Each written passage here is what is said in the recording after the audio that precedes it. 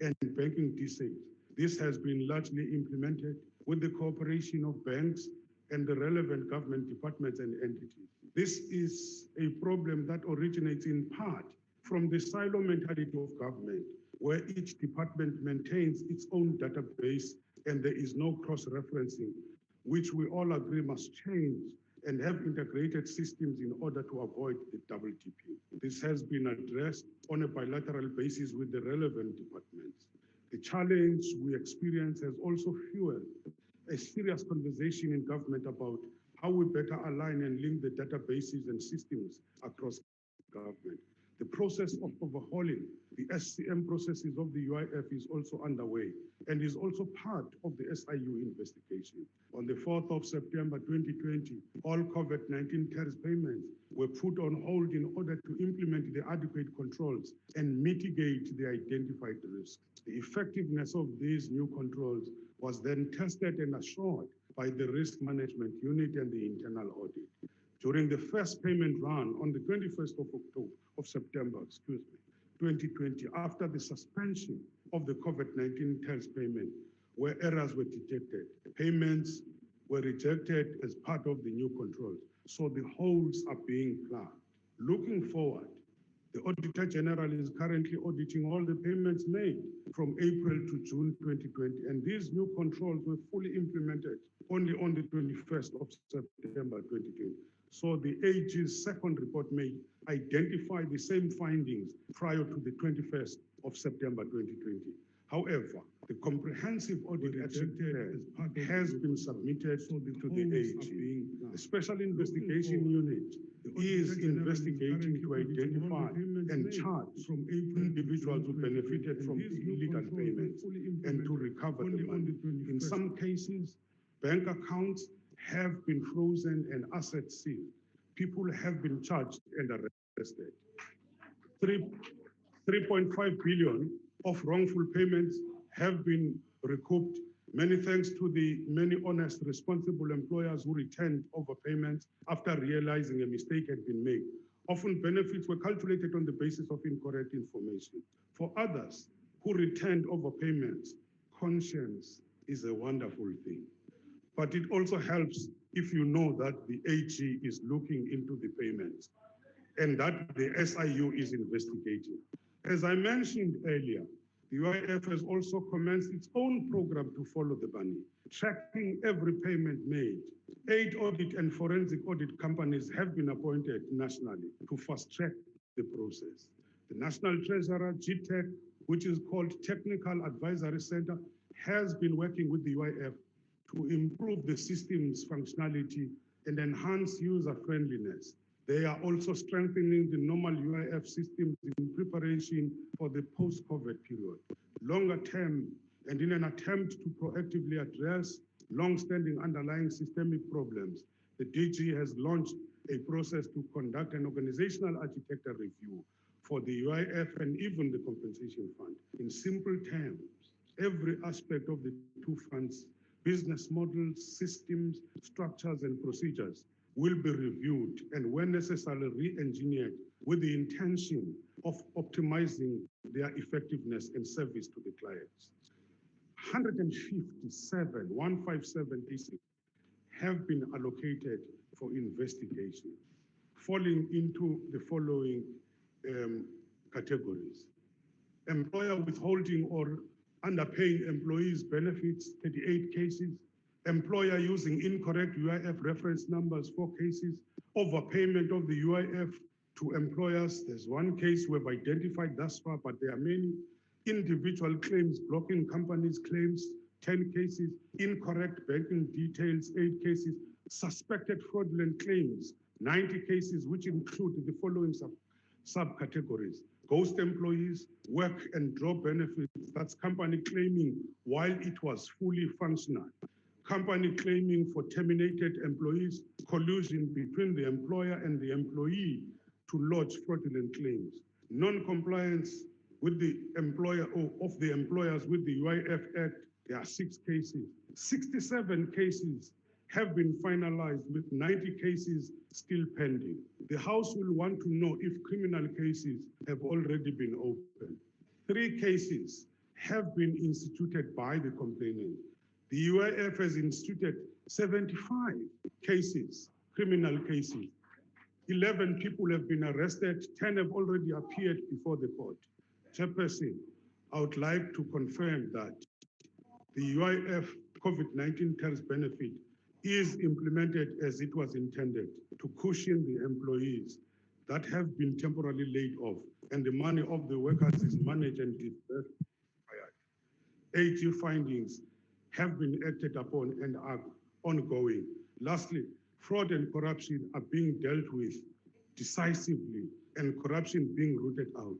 And I must say to this House, all outstanding claims which are legitimate, where we've delayed those claims, we are going to process them as long as they have been put, and we will correct them as long as they've been put into the system. I thank you, Chairperson. Thank you. I now recognize Honorable Cardo from the DA.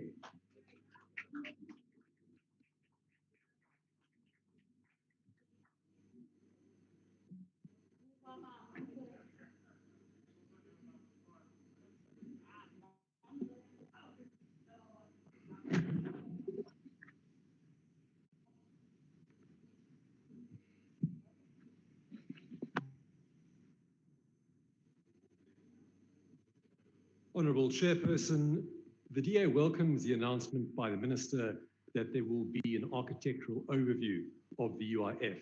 But what we really expected today and what we really came to hear was that the COVID-19 Ters benefit would be extended further into this year, and that announcement has not been made. Such an announcement would have provided a much-needed life raft to all those workers who have not been able to return to work because of the national lockdown and those who are receiving reduced pay for reduced hours. All the UIF's interventions, let's be frank, will not solve the unemployment crisis in South Africa. They will not help the 2.2 million people who lost their jobs in the second quarter of this year because of the economically catastrophic lockdown imposed by your government. And it will not do anything to fix or alleviate the deep systemic problems that have plagued the UIF since the inception of the Ters scheme in March. We hear the Minister crowing at regular intervals about how much money the UIF has disbursed on Ters. We are told that almost 50 billion rand has been paid to date, 10 billion rand more than was originally set aside. That is all well and good.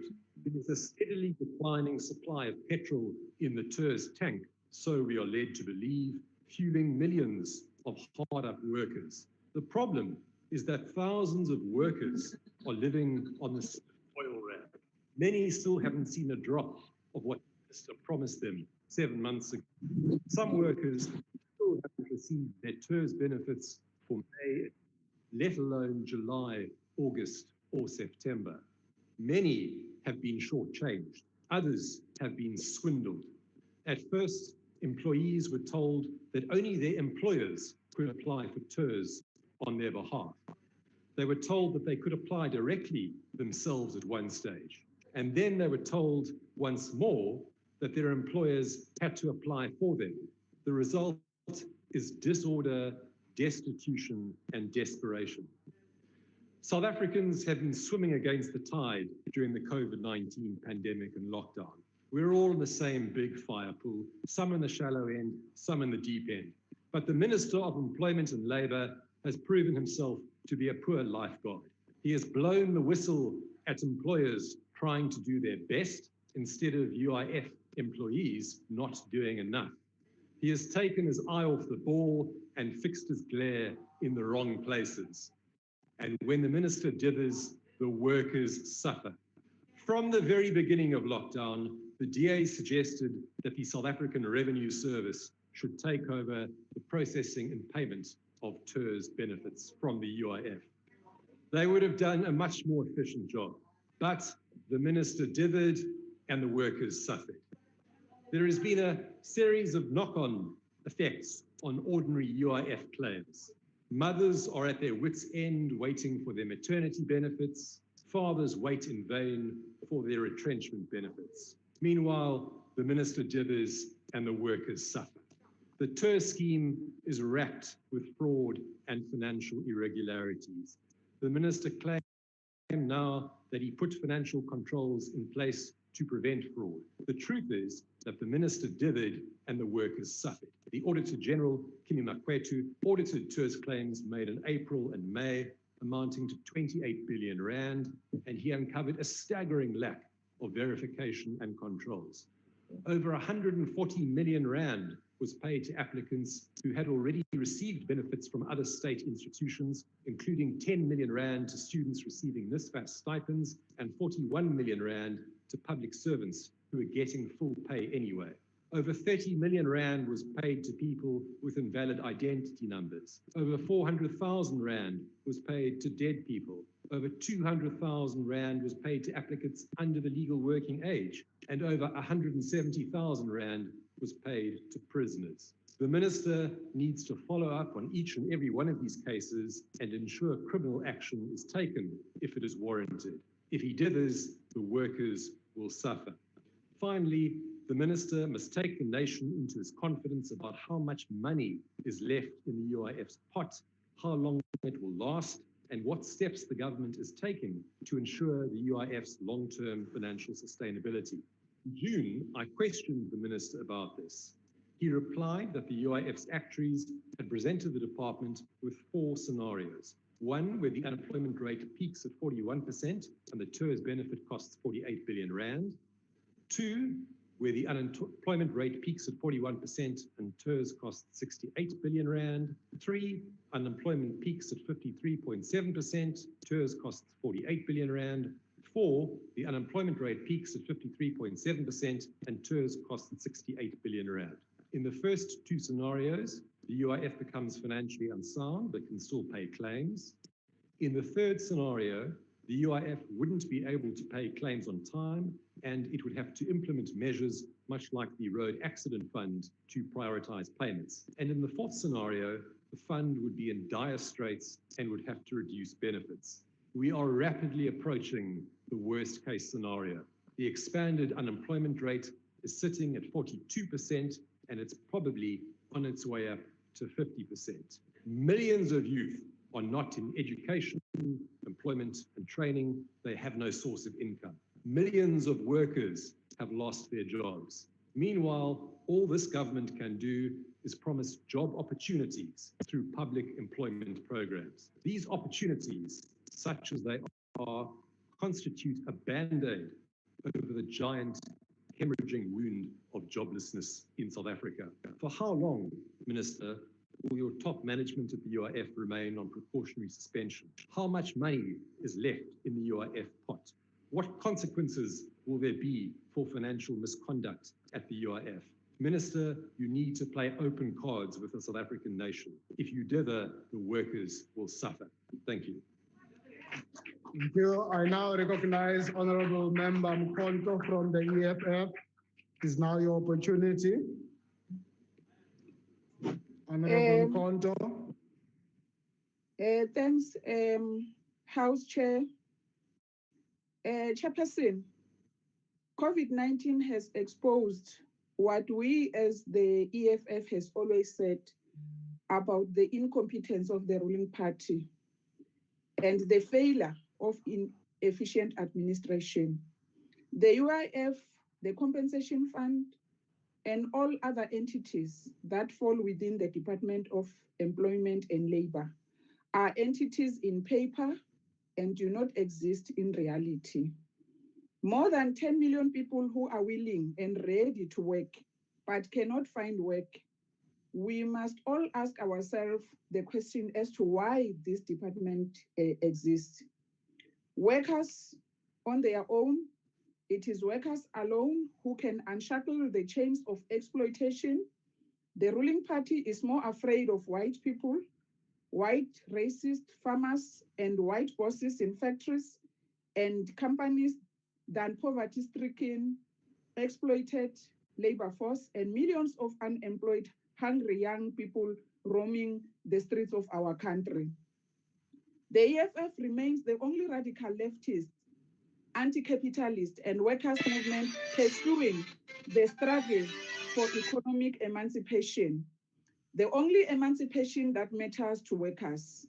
As the EFF, we have been on the side of workers and will always be on the side of workers. That is why when the government announced lockdown, and we know that the racist economy hates workers, and it is only loyal to profits, and that workers were going to be casualties, the EFF established a labor desk. We established the labor desk because we received calls from workers all the time, including in early hours of the morning, because the UIF as expected, had collapsed and workers were left stranded, starved, and on their own. The EFF labor desk started operating at the beginning of the lockdown and officially introduced an efficient, sophisticated system that allows submission of queries through all forms of communication on the 28th of May 2020. Since the introduction of the labor desk system, we have received more than 3,000 cases of UIF. Many of these cases are as a result of incompetence, corruption, and complete collapse of administration. More than 4,000 workers of LSC Staffing Solutions are stranded and they wait for temporary employer-employee relief scheme. We have raised the matter and it was escalated to the highest office in the UIF administration. Till today, workers have not received their money, and this is despite our efforts. Workers at Wimpy Kwaga only received their first payment last week, Thursday, after they applied in April, and 5 of the workers are still waiting. Superbet South Africa submitted a claim in March, only got paid April, and since May, workers have not received a cent. When the EFF labor desk intervened, we were told that the application is not yet processed, and some employees, despite proof that they paid monthly contribution with UIF numbers, are not found on the system. COVID-19 did not only expose the collapse of UIF, but it also exposed the fact that the minister is incompetent and has failed to build any administration system to deal with the corruption and collusion between UIF and companies. They process claims, keep the money between themselves when workers cannot feed their families. More than 20 workers of LA Montag in KwaZulu-Natal are still waiting for their UIF money, even though the company has received money from the UIF. They are not the only ones, Chairperson. Super Spy in Sebokeng, Moncho Motors in Dobsonville, Uno Engineering in Alberton, and many other companies claimed the UIF money, but never paid workers. The government cannot make sure that workers receive their money. Some companies go as far as claiming the money when their workers continued to work. E55 Zetling, which employers were more than 100 workers, continue to operate with full capacity but claimed UIF money and got paid. Workers never received a cent. All these are clear signs of a failed administration and administration led by people whom we have correctly... Members' time has expired. Thank you. I now recognize Honorable Ngwezi. Honorable Ngwezi, you knew you were speaking. I'm going to ask members who are going to be speaking, you know where you need to sit and wait for your opportunity. Thank you, Honorable Ngwezi.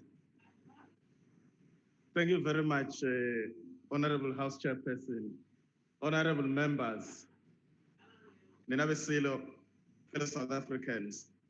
Our country has not been the only one adversely affected by the pandemic. COVID-19 has left millions of our people without employment and as a result, without means by which to support themselves or their loved ones. The IFP has seen and noted with concern the desperation that many of our people have plunged into since the national state of disaster was enforced. The COVID-19 Temporary Employment Relief Scheme, administered by the Department of Employment and Labor, has been instrumental in trying to assist those who have been left desperate by the pandemic. Nakuba ngqongqoshe siqonda ukuthi basebaningi abantu bakithi abasakuthola kunzima ukuba bacoshe isibonelelo kulesi sikhwama se-UIF. Esithokoza ukuthi-ke ikhona imizamo eyenziwayo futhi esifisa ukuthi kwenzeke lokho ngokukhulu ukushesha ngoba siyayazi imiphumela eyenza ukuba abantu bengasitholi ukuthi isimo sinjani emakhaya. The IFP also acknowledges that the fund is not an eternal pot of gold, and as the year progresses, fewer funds are available to buttress our existing social security mechanisms, which because of the pandemic have been stretched their limits. To our understanding, since the beginning of the lockdown, Ters has paid out more than 49 billion in the form of 11 million payments. A further 7.5 billion has been disbursed under the existing UIF benefit. According to you, Minister, the fund now has approximately paid 50 billion. Has approximately 50 billion rand left. Without further assistance from government, this sum must carry us through to a place where unemployment is no longer standing between families and starvation. That place, Honorable Minister and Honorable Members, is still far on the horizon. The Minister said that the department was aware of the fraud risk before this investment. It is therefore concerning that we saw a hold on the payments in September due to corruption. We saw payments made to deceased persons even after the hold, indicating a poor control system at the department. We saw desperate people being denied access to Ters due to clerical errors that were only resolved once civil society steps in. This indicates a lack of empathy and/or capacity on the part of the department officials. The IFP wishes to express its concern over the uncertain plans for unemployment solutions in this country, as it is clear that this issue will last longer than the available funds. Thank you. Thank you, Honorable Member. Die geleentheid is nou aan achtbare Denner van die FF+. Thank you, Achtbare Honorable Denner. House Chair. Thank you, Honorable House Chair. I must commend the Department of Labour for the initiative taken with the UIF Ters Fund, for stepping up and providing relief in the form of a fund that has never been done before to relieve much hardship during the economic and employment crisis that was and still is the COVID-19 pandemic. This must be commended. We must give credit where credit is due. However, it seems not even good initiatives can escape the curse that is poor implementation, poor administration, and the lack of oversight and accountability that we have so gotten used to under the ANC government.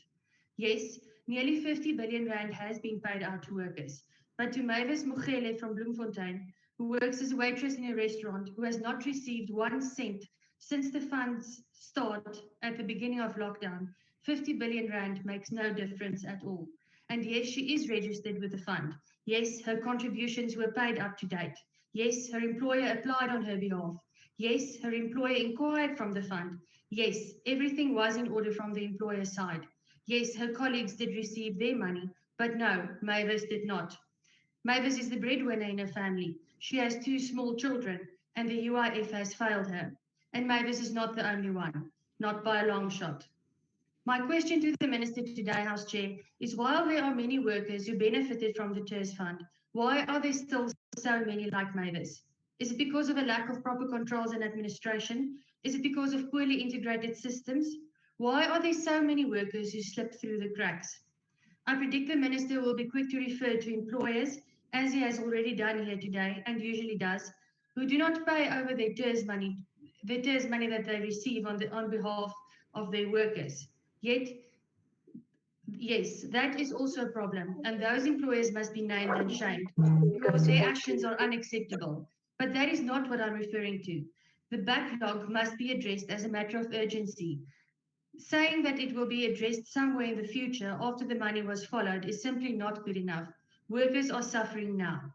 The UIF has appeared before the Committee of Labour a few times, especially during the first few months of the national lockdown, where feedback was given on the status of the disbursements of the Ters funds, as well as fraudulent activity and the theft of Ters money, due to glitches in the system and innovative fraudsters.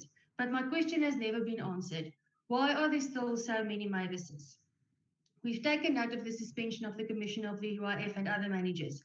And while the buck probably stops with Mr. Maruping, he has gone out of his way to assist with queries and problems surrounding Ters claims. We sincerely hope that those who are truly responsible for fraud and theft of Ters funds will be held accountable and welcome action steps already taken, though they are not nearly enough. Agbare voorsitter, hoewel daar reeds miljarde rande uitbetaal is in die vorm van die tussentydse verligtingsfonds, wil dit voorkom asof gewone werkloosheidsversekeringsfonds eise agterweeg gelaat word. Ons as VF+ het verskeie klagtes ontvang van gewone WVF-trekkers wat onder andere nie hul kraamvoordele, pensioen of WVF uitbetalings weens afleggings ontvang het nie en steeds sukkel om sodanige uitbetalings te ontvang. Die Ters hulplyn terloops was ook in meeste gevalle van 0 en geen waarde, omdat dit nie beantwoord word nie of desperate begunstigdes meedeel dat hulle nie gehelp kan word nie. I conclude, Honourable House Chair, with the following. A good initiative is only as good as its implementation. You can have the best plans on paper and deliver the most wonderful reports to the Portfolio Committee and to us here in Parliament. But if the workers on the ground, whose livelihoods depend on these funds, do not receive it, these initiatives have failed, and unfortunately, so has the UIF, the Department of Labour, and the ANC government. I thank you. Thank you. I now recognize Honorable Swart from the ACDP. Thank you, Chairperson. Chairperson, the ACDP welcomes today's statement by the Honourable Minister, which sets out the severe challenges with the Ters payments. And whilst we appreciate that some 50 billion has already been paid out, it must be deeply concerning that the fund set up to assist workers in need has been plagued with incompetency, fraud and corruption, particularly at a time when so many are dependent on these payments to survive after thousands of businesses closed their doors during the hard lockdown, with almost 2.2 million people, workers, losing their jobs. This is not only concerning, but is also disgraceful. And so we support the steps that the Minister has taken with the management being placed under precautionary suspension. However, we do believe that far more can and should be done. The inaccurate and misrepresented data captured on the UIF portals and fueled by the damning report by the Auditor General has added frustrations of all involved. The numerous cases of partial and incorrect payments have led to employers and employees losing trust and patience with the Ters system. Minister, I'm sure you'll agree that no worker can afford to wait up to 7 months for payments which are due and owing to them by the fund. They and their families are dependent on these payments, and it is inhumane to deny or delay these much needed payments. We as politicians are paid fully. Officials are paid fully. These are desperate workers that need to be paid what is due to them. And we in the ACDP, like many MPs across all political parties, have been inundated with complaints regarding Ters payments. This is unacceptable, and we need to address this issue, Minister. In addition, the Auditor General outlined the level of fraud and corruption. Minister, you referred to this. Some 90 companies apparently claim for employees that don't exist. They claim for workers who could do their work as per normal circumstances. Some even claim for employees who'd left the company before the pandemic. This has resulted in billions of rands going down the drain. And this is scandalous given the financial constraints already facing the nation, as well as the constraints under which the UIF had to operate. It has, together with the other COVID-19 related corruption, resulted in unprecedented public outrage. Swift action has understandably been demanded and must be taken. The ACDP looks forward to the speedy payment of all claims to workers, as well as more arrests and the recovery of ill-gotten gains from those who have defrauded the Ters system. We're encouraged by the early freezing of bank accounts that have already taken place. Clearly, however, much more needs to be done in this regard, and the ACDP looks forward to seeing that take place and that all workers will receive what is due to them. I thank you. Thank you, Honourable Member. I now recognize the UDM. Thank you very much. I'm here. I can hear you, Chairperson. Can you hear me? You are recognized. Thank you very much, Chair. I'm not going to switch on my video because it usually affects my connection. Minister, sifuna uqala siyithethe le nto thina singabe siyijikeleza. Kuqala siyayibulela kakhulu si-United Democratic Movement inyathelo lalizama ukwenzela abantu lula lokuthi ezi payments ze-UIF ngakumbi zenziwe via i-employers' payrolls because ibiza kwenza nyani ukuthi abantu bangabe betyhuisha bezexposa kwi-risk yocontractor i-coronavirus. Sasilixhasile inyathelo lokuthi the UIF COVID-19 tax benefit, which was created to provide support to temporary laid-off workers, yayizawuncedisa to provide the necessary relief that South Africans and workers in particular needed.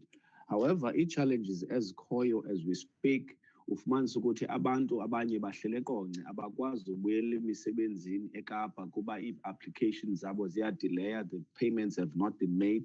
Apha eKapa eKhayelitsha sinabantu abakhalayo abathi umzekelo baclaima kudala imali zabo kuthiwa zibhatelwe i-employers kodwa bona bakayifumani imali. Abanye bafumene isiqingatha nomyinge omncinci kakhulu kwiimali abebethe befanele ukuthi bayazifumana from the payments ezisuka kwi-UIF ezithathwe ngabasebenzi.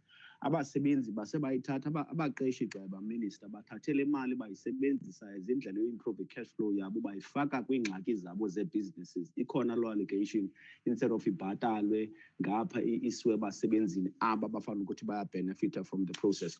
Kukho into entsha, Minister, which nayo is prevalent with Traffic Department. There are officials of the Department of Labour who are taking advantage of the backlog in the UIF claims. The entire backlog, what they are doing now, they expect to be bribed in order to fast-track people's applications. We have been told about this in Gugulethu, we've been told about this in Khayelitsha, we've been told about this in some parts of Port Elizabeth, where workers are complaining, saying they are being expected to pay people money in order for their claims to be fast-tracked, in order for some of the irregularities to be overlooked so that payments can actually be expedited. We would like the department to actually investigate that. Kubai Rongo. The other issue, Idoba, siyazibuza ukuthi lo rhulumente ebehleli ntoni ixesha lonke kuba the announcement yoba kuzawusetyenziswa le UIF ukuprovide relief yaziwa kwangoku asasingena kwi-hard lockdown ngoMarch. Why did the government then not try to put some systems in place as a to make a control measure so that the system is not abused? We can't have a situation where we have to wait now for Auditor General about some of the things that really are commonsensical and should have been put in place long before the payments and the relief rather was provided to South Africans. We are of the view that you have not been able to identify if fraudulent transactions were underlying, that once a proper and a full-scale investigation is done into the 49.5 billion rands disbursed so far, you might find that even the figures as cited was in kakhulu. Niqalile kanti ifuna UDM xa ithetha inyani. Recognize the ATM. I now recognize the ATM. I now recognize the ATM. I now recognize Sergeant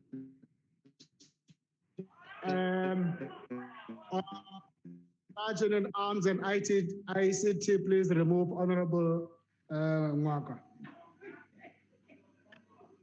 Please remove that member from the session. Thank you. I move. Honorable Sheikh Imam from the NFP. Thank you very much, Chair, and thank you. On a point of order, Chair. On a point of order. On a point of order, Your Chair. Point of order. Yes, Yes. Chair. Honorable Wayne Tring here from the ACDP. Chair, yes. I think that your decision to remove Honorable Kwankwa may have been not the right one, because from my side, Chair, I did not hear you telling him that his time was up. So he may not have heard as well. The only thing I heard was you saying that it is now for the next honorable member to come up while Honorable Kwankwa was still speaking. So from our side on the virtual platform, we did not hear you, Chair. Thank you, Honorable Tring. Thank you very much. I did tell Honorable Ngwangwa of the UDM that his time has expired, and I did it in Tosa, and he did hear me. Your point of order is not upheld. Thank you. I proceed. Honorable Sheikh Imam. Thank you very much, Chair, and thank you, Minister, for your presentation. The National Freedom Party welcomes your presentation. Allow me, first of all, to thank government for the initiative, particularly with the Ters contribution to people that may have lost their job permanently or temporarily. Yes, indeed. I think, Minister, what is important here is not about what you paid, what you have not paid, and all those people that are still waiting and have to wait for 7 months and longer period of time. And I think that's where the problem is. The problem that we have, Honorable Chairperson, is that why is it that we want to work and put in measures after the fact? Surely we ought to have anticipated, knowing the amount of looting that takes place in the country currently, that even with Ters, like in every other department, with the PPEs and things, we're going to have the same thing. So why not put measures in place to close these gaps before it is done? Now what is going to happen, Chairperson? We are going to be spending hundreds of millions of rands in investigations and things, money which could have also been spent in assisting our people. But Minister, I want to draw your attention to there are many other problems that people on the ground, over and above some of them not being able to receive their monies. Companies are taking on casual staff right now because it's cheaper to do that, and they're not calling back their permanent workers. These are some of the problems that they are actually experiencing. The level of communication between your department, even with us public representatives, trying to intervene with challenges that people are facing is a mammoth task, because there's no one dedicated in your department that we could pick up the phone, send an email, and get some action in being able to deal with these problems. Now, the other thing is that I want to draw your attention to, I like what the EFF have said, that people have not been given food. I want to tell the EFF that members in your own party working for you for 6 years now, since your inception, you have never even given them a contract, you've never given them no benefit. They too don't have food. So charity begins at home. Rather than finding fault, go and feed your very own first before you come out here and try and find fault. I assure you that your staff have no contract. You give them absolutely no benefit since your inception. And you're coming here and you're saying you'll give a better life to the people on the ground. Feed your own people first. Let me continue, Honorable Chairperson. Honorable Chairperson, and another order brought to our attention. Is there a point of order, Chair? Can I continue? You are out of order, Kula. Continue, Honorable Sheikh Imam. Can I continue? Calling an order. Chair. Is there a point of order? Is there a point of order? Yes, Chair, I'm calling a point of... Honorable Shwengiwe. Yes, Chair. Can the member on the podium stop misleading the nation? Otherwise, he must bring this thing to Parliament in terms of the rules, what he is saying. Otherwise, he must just withdraw what he's saying against EFF. Thank you, Honorable Mkhalip. That's not a point of order. And it's Thank you very much. Continue, Honorable Minister, I'd like you to tell us what measures are being put in place to provide some kind of benefits, particularly for the workers in the front line, the healthcare workers, the retail sector, that were forced to go back to work and lost their life. What measures is your department going to put in place to mitigate that and try and assist these families who've lost their loved ones, who have gone? Honorable members, time has expired. Thank you. Very much. Thank you, Chair. I now recognize Honorable Chaisa. Honorable Chaisa from the AIC. Thank you very much, Honorable Chairperson. We welcome the statement by the Minister of Labour, Ters Moholo. Chairperson, updating the nation on the 21st of April 2020, following the declaration of national state of disaster on the 15th of March 2020, that was brought about by the COVID-19 pandemic. The President updated the nation on the progress made in light of government's economic response to addressing the aftermath and the consequences of the lockdown. In his 23rd address to the nation in March, the President announced that our response to the pandemic will be backed by 500 billion relief package. Amongst these or other measures that were introduced. Hello. Chairperson, can you hear me? Amongst other, Honorable. okay, sure. Amongst other measures that were introduced to mitigate the effects of the lockdown, a wage support grant through the UIF was introduced. Honorable Chairperson, the COVID-19 Temporary Employee-Employer Relief Scheme benefit, the audit of the Auditor General on the COVID-19 Relief Fund revealed was at the best poorly implemented by the UIF. On the UIF alone, the report of the AG reveals that about 84,228,730 rand was overpaid to 1,183 applicants. We also established through the report that there were underpayments totaling to 250,919,657 rand for 1,700 applicants. One employer, the report revealed, was paid 3 times for the same application.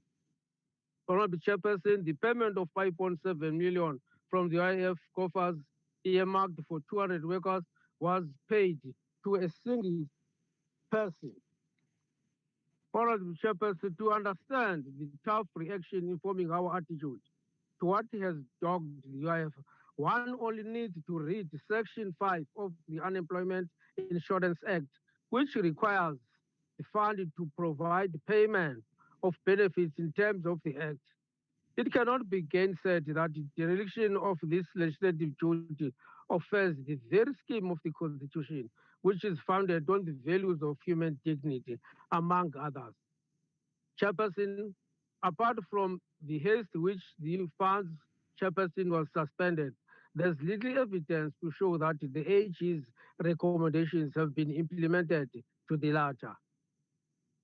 For instance, has the IF reviewed its calculation regime to determine the correctness in line with the gazetted regulations as the report recommended? Has the UIF introduced the necessary triggers to verify the existence of the registered employers? And to what extent has the fund recoup all the overpayments? Thank you, Honorable Chair. Your time has expired. Thank you very much. I now recognize PAC. I now recognize the PAC. No PAC. I now recognize Al-Jama, Honorable Hendricks. Al-Jama.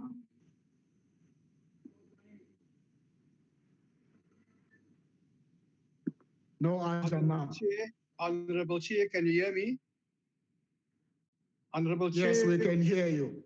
Thank you, Honorable Chair. We'd like to support the Minister's statement and we join other honorable members who refer to the innovative measures that were taken to defraud the Minister and the UIF department. They even used artificial intelligence, Internet of Things to find ways and means to rip off the government and to rip off the UIF department. Now that the Minister seems to be fully in control, and we are very confident that he is in control, Al-Jama would like to suggest that the Minister comes up with a completely new benefit. It's no use complaining about this benefit and that benefit with all its flaws. The Minister will make the nation proud if the Minister comes up with a completely new benefit to take the country forward, something that hasn't been on the table. For example, we know that there are contributors to the UIF fund and you build up a credit. And we feel that maybe that credit, which can be converted to an actual reserve, can be used to benefit the workers who have contributed to the fund for many, many years. Lastly, Honorable Chair, I would like to ask the Minister please to be understanding that we know that if you resign, you can't apply for UIF, but with the COVID pandemic regulations, people had to resign. But it wasn't really a resignation, so the minister must please consider an exemption to that. Thank you very much, Honorable Chair. Thank you, Honorable Hendricks. I now recognize the African National Congress, Mahmoud Dunjwa.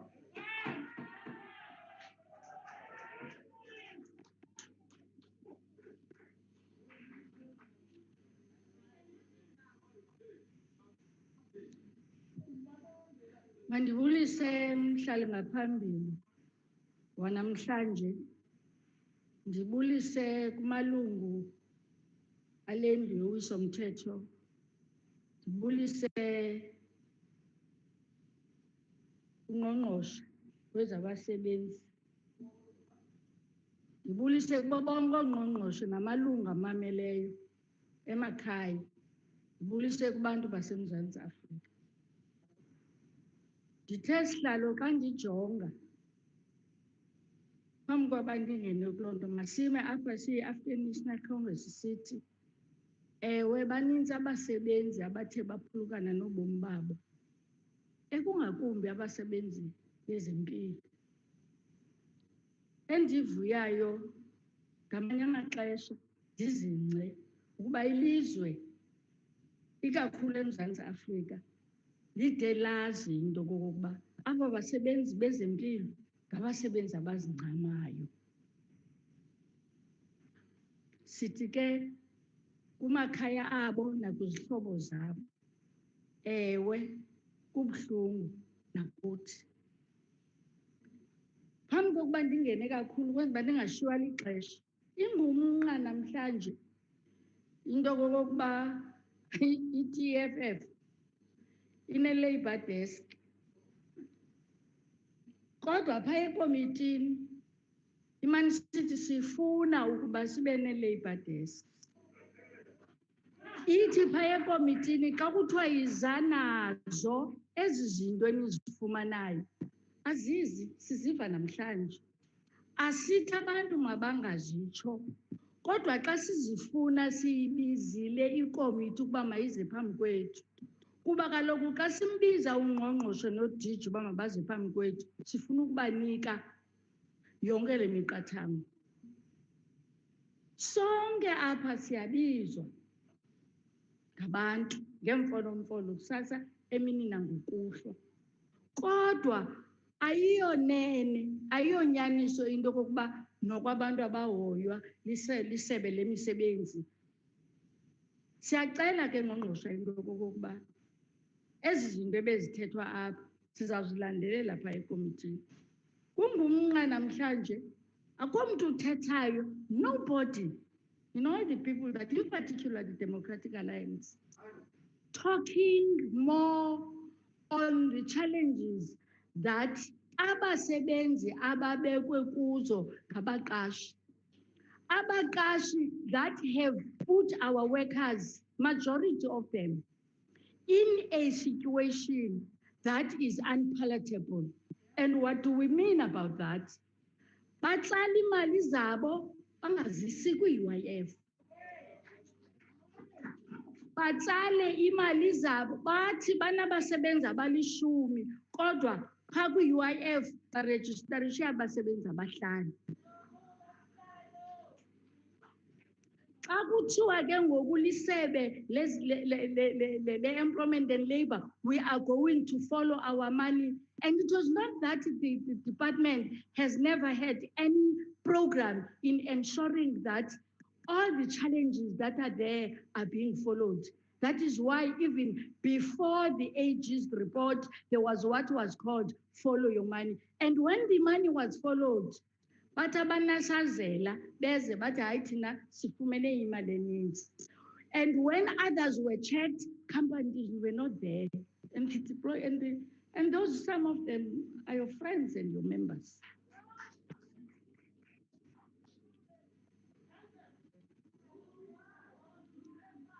Yes, Chair, we do understand that there has been a blockage. We do understand that workers and employers have been frustrated but through the leadership of the minister. And we are not saying that he is the minister, but he has ensured that all those blockages are then unblocked by ensuring that there is a system called Harambe. Members of the opposition party today, they don't know that. Harambe is a system that was to ensure that all blockages in terms of inquiries, in terms of payments, in terms of late payments. And for God's sake, why is it that today we don't understand that nobody knew that we will be subjected to a pandemic? Nobody knew that today we would have, as we're standing here, we will have a system called Ters, which was to ensure that every worker is not subjected to poverty because the employer was not paying what was supposed to be paid. That is why the government led by the African National Congress said, pay even those that when their monies were not sent, as long as the employer is going to do what is called acknowledgement of debt. Is it because it is the African National Congress that has had pity of our people?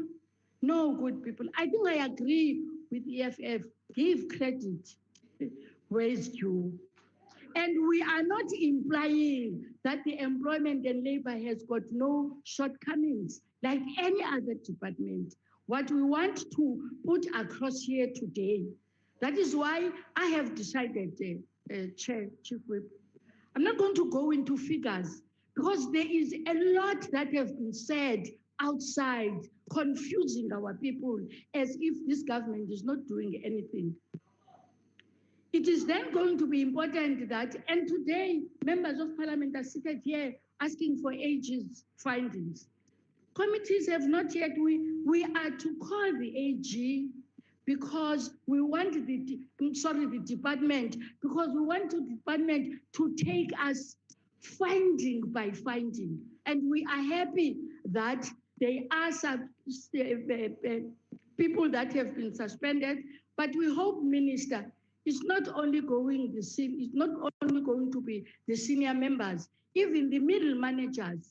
Yabona ke le ngxaki yokucinga into yoba abona abantu banirhuluphilizo naba baphezulu naba baphakathi naba basezantsi kuba kaloku banabahlobo. Siyabacela ke abantu baseMzantsi Afrika ukuba mababe nethemba kwi-African National Congress, bayazi into okokuba i-African National Congress ingaba ewe njengenkokheli kufuneka iziphene zakho uzi-acknowledge, uvume into yoba ewe apha ndonile ukwenzela into yoba ukwazi ukulungisa ngomso. It can never be correct, honorable members, that we stand here, we politic on issues that we know that it is not the issues, some of them. Because when the pandemic came, when we were all subjected to the pandemic, nobody could have been prepared. Nobody, any government could have been prepared. Yes, we know that normal UIF claims, HF and Ters. And for that matter, why are we not talking about families that have corrupted the UIF 5.7 million? Why is it that we are quiet on employers that have squandered the money of their workers? And we know that some of us here have got workers, what is called domestic workers. Have we ensured that those domestic workers are covered by Ters? It may be a joke because you don't care where does that, and we can't bring in issues of farm workers here, issues of Ters is to be expanded, to be extended. No, that is not about that today. Today we are here to say, as the Employment and Labor Committee, led by the African National Congress, we are going to conduct our oversight on that department, which is led by the African National Congress, without any favor. We want ukumxelela uMinister uNxesi into yokuba nokuba zeziphini is pen, nokokuba zeziphini iziphene ezifumaneke from enhloko ubheke ezantsi sizawuphinda sibuye size apha sizobaxelela abantu baseMzantsi Afrika into yoba urhwaphilizo asizukulinyamezela nokuba lenziwa ngubani na. Sithi ke xa sime kule ndawo sibulele ezo ipati eziyayo ekomitini eziqondileyo ezaziyo into yoba ikhona imisebenzi eyenziwayo. Kodwa into esingazuyinyamezela kukuba sihlale apha sicinge into yokuba kwenziwa izinto ngokuba kungakhathali. Sithi ke onke amasebe kwinto ze-systems le nto engxaki lixesha ke likuphelele. The honorable member's time has expired. Thank you, Mama. I now recognize the minister. The honorable minister. I recognize. Malibongwe. Pause, Minister, just before you start. Sergeant in Arms and ICT, please remove Honorable Member Chikunga from the House. Thank you. Proceed, Minister. Thank you, Honorable Chairperson and honorable members. Thank you to all honorable members for your comments and contributions. We learn and improve from constructive criticisms and suggestions. But when we do that, Honorable Kado, we must be balanced. We must condemn the employers, even if they are our allies, who overclaimed, who claimed got the money and never took that money to the workers. We must be just balanced and say on both sides, there are people who have not done properly. The success of the UIF is far more than the problems. If more than 11 million payments were made, that is a huge success and relief to the workers. Coronavirus gave us no time to prepare. It gave us no time to research. It gave us no time to put together a comprehensive plan that would have been tested several times to ensure that it would stand up under the complex pressure of the COVID-19 and the lockdown.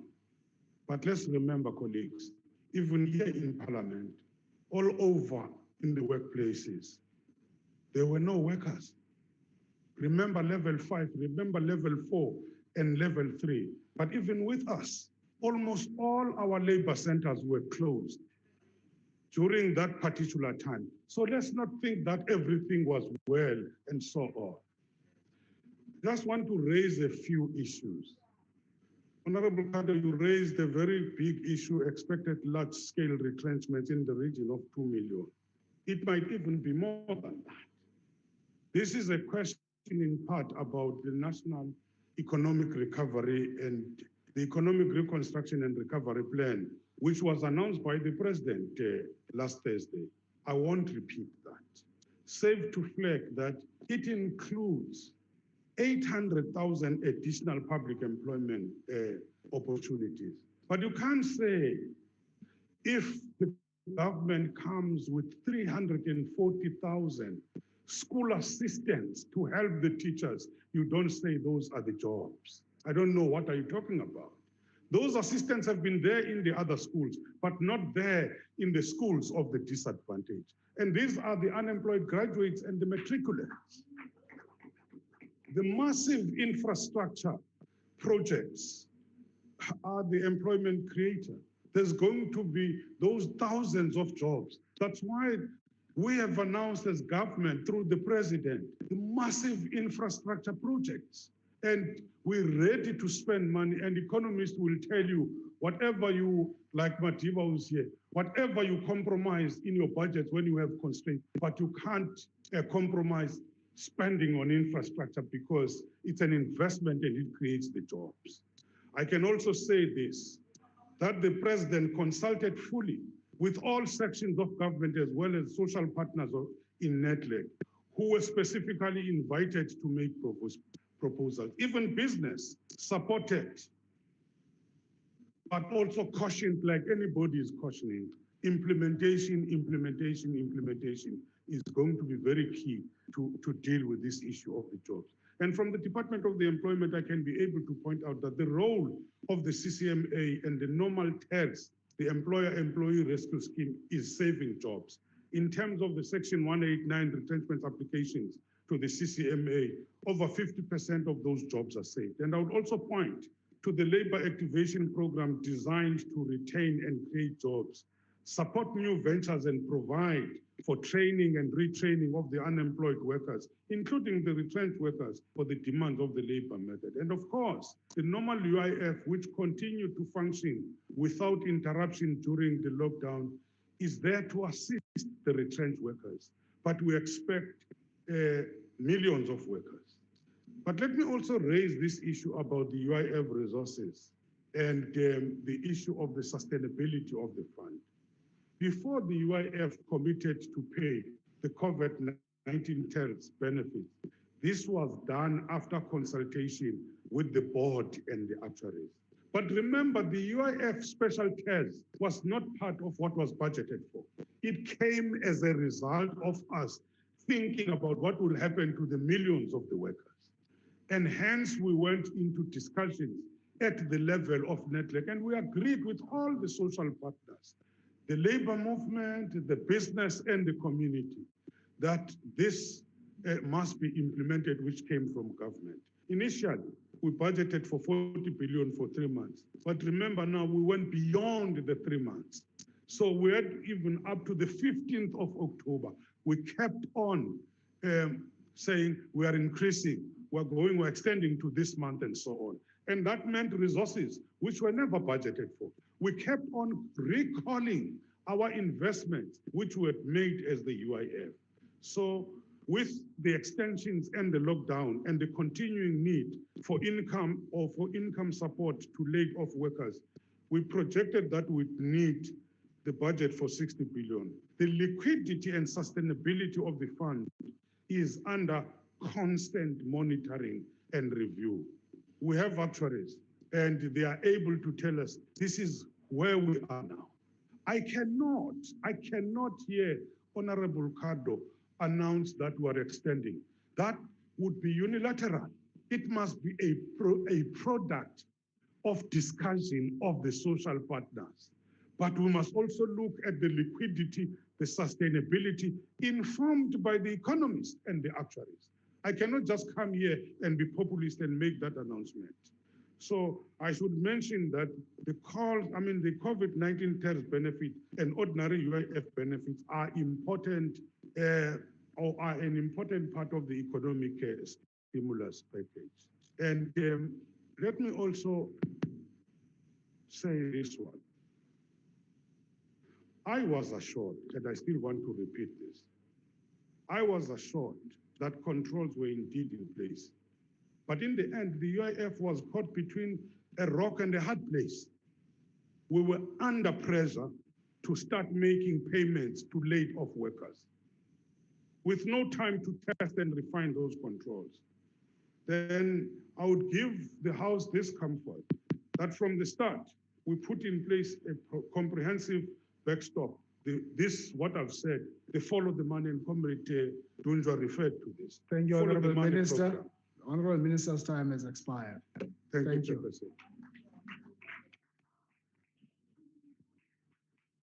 House Chair. That concludes the party responses to the statement. Honorable Mazoni. House Chair, thank you very much. And I'm terribly sorry to interrupt, and that's why I waited for the Minister to finish. House Chair, the Chief Whips in Parliament have a WhatsApp group that we communicate on, and we do so that when we're on the hybrid system, we keep the operation of Parliament running smoothly. Now, House Chair, I completely take the point that you raised about Honourable Kwankwa, and I agree with you that at the time it seemed disruptive. But the Honourable Kwankwa has explained to us that there was a time lag, and he was actually not able to join on the virtual platform. And he did not realize that you were calling him to order. And House Chair, I wonder if, given the circumstances, it wouldn't be fair and in light of, in the good spirit in which we're trying to operate in the House, that perhaps you allow the Honourable Kwankwa to rejoin the meeting, that he be allowed to apologise, as he didn't realise there was this time lag. And I think it just goes to the cordial behaviour that the Chief Whips have been enjoying. And I don't think that it was intentional for Honourable Kwankwa to disrupt you, Chair. Thank you. Thank you, Honourable Mazodi. I am listening to you, Honourable Swart. Thank you, House Chair. House Chair, may I just rise to support my colleague in as much as the sentiment has been expressed that he did not intentionally do anything, but the challenge is we've got condolences now. And as a whip from the UDM, I'm sure he would like to participate in those condolences, and I would ask you humbly to reconsider your ruling in that regard. We appreciate that there's a lapse when it comes to online issues. My colleague did raise the issue and you did rule, but I would just ask you to consider, particularly the fact that we've got condolences now. Thank you, House Chair. Thank you, Honourable Swart. I hear you. Honourable Chief Whip. House Chair, thank you very much. House Chair, having spoken to Honourable Kwankwa, indeed there was a time delay on his side. He did not hear you. And at the time he connected, he thought he was still on the platform, still given those minutes. We really want to apologize for that time delay on his behalf. He was not intending to undermine your ruling. I therefore support other members to allow Comrade Kwankwa in. Thank you very much. Thank you, Honourable Chief Whip. Honourable Mulder.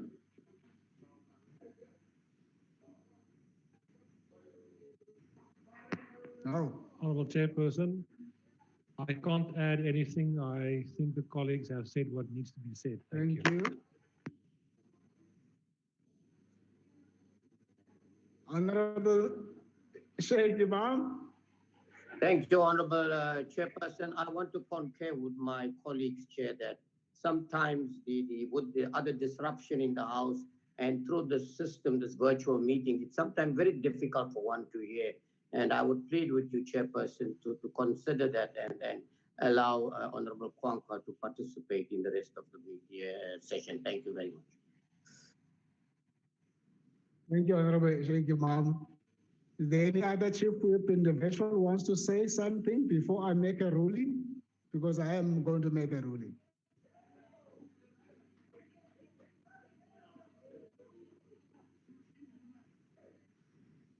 None.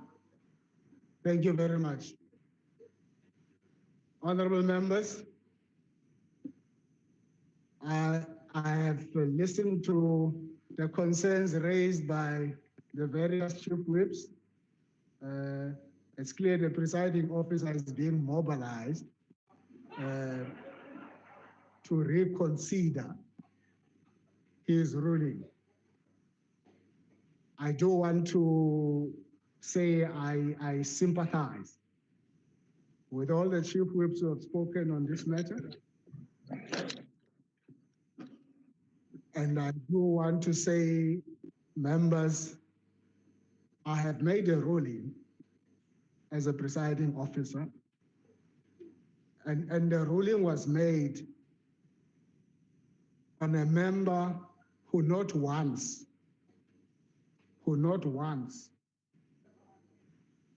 responded back to the presiding officer on a completely irrelevant issue. There was an effort on the part of the member, not once.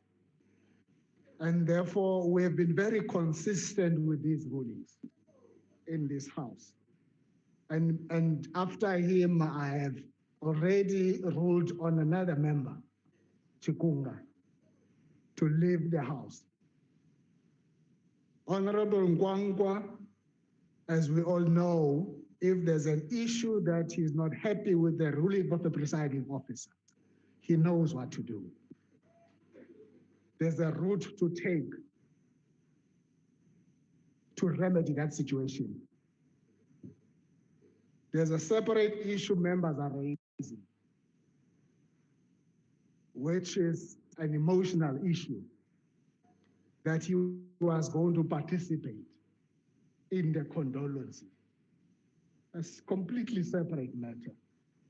But Honorable Ngaboyo Mzimkwangwa remains removed in the session. I really want to make that point, and I would want and appeal to you to live with my ruling. Thank you very much. We proceed. The first motion on the order paper is the motion in the name of the Chief Whip of the Majority Party.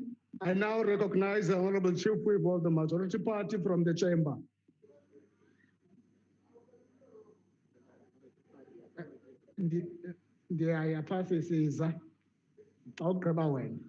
I now recognize the Chief Whip of the Majority Party.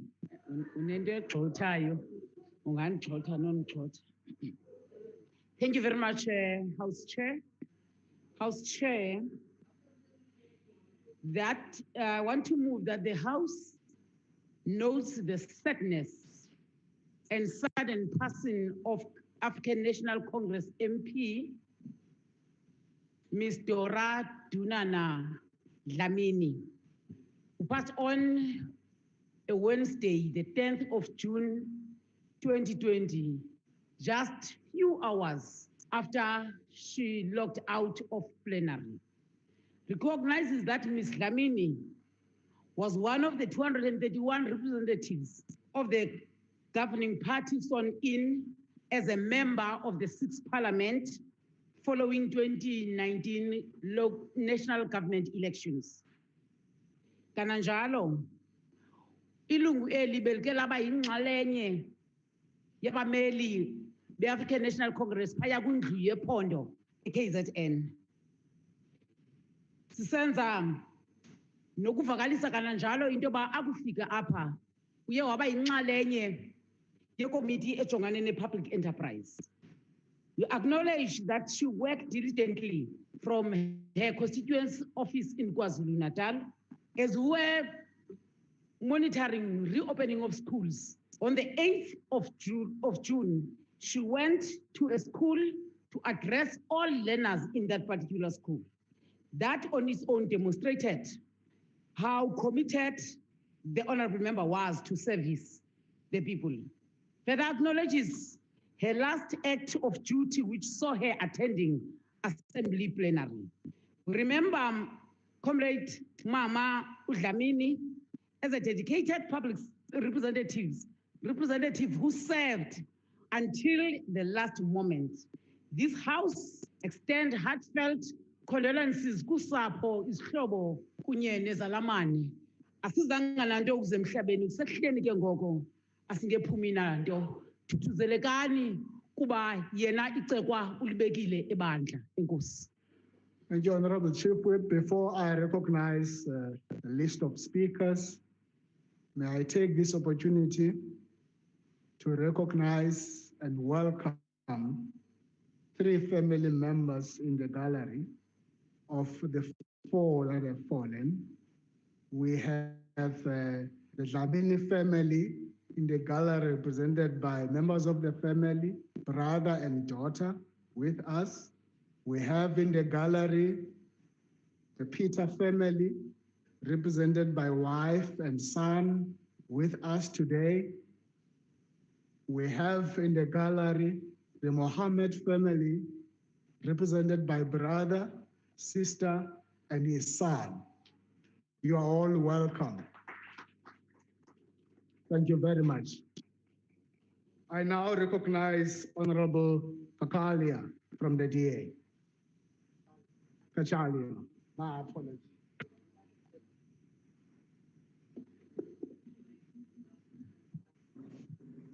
Honourable members, as you've heard, Dora Dlamini was a fellow member of Parliament who served on the Committee for Public Enterprises and a constituency in KwaZulu-Natal as Provincial Committee Member for Conservation, Royal Affairs and Community Safety.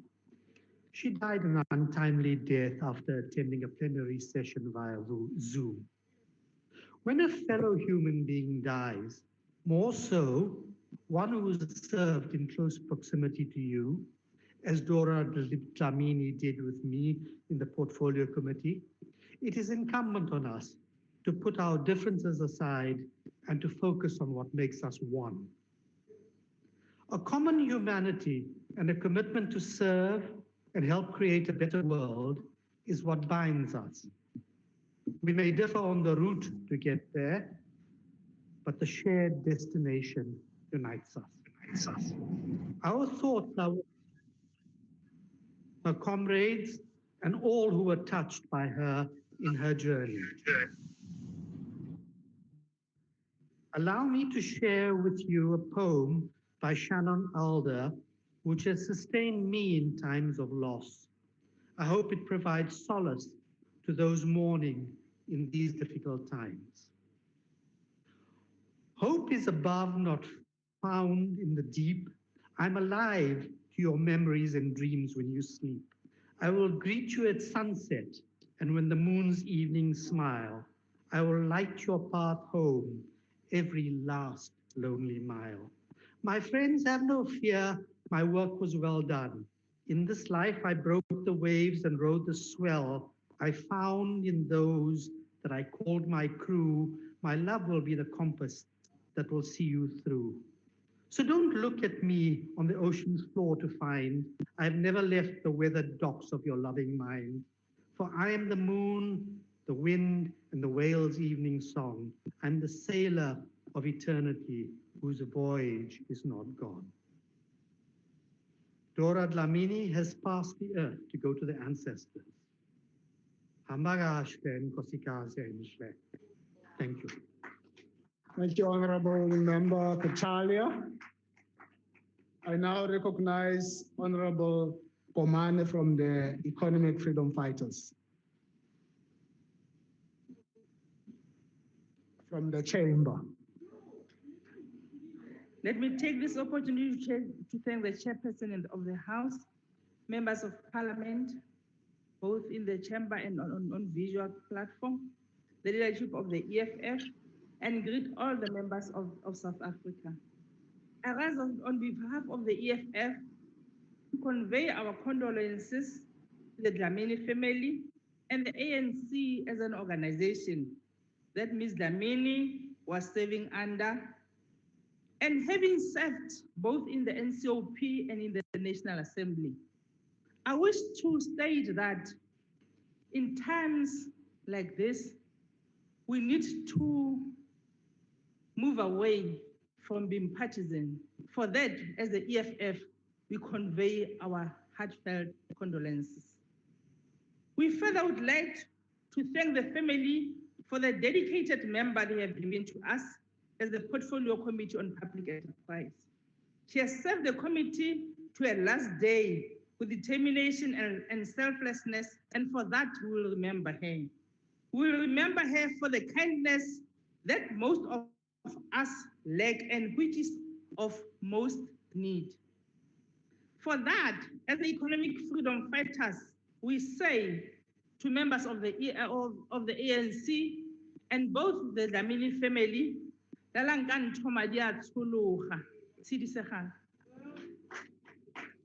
you, Honorable Member Komane. I now recognize Honorable Member Buthelezi from the IFP. Honorable Member Buthelezi from the IFP, from the virtual.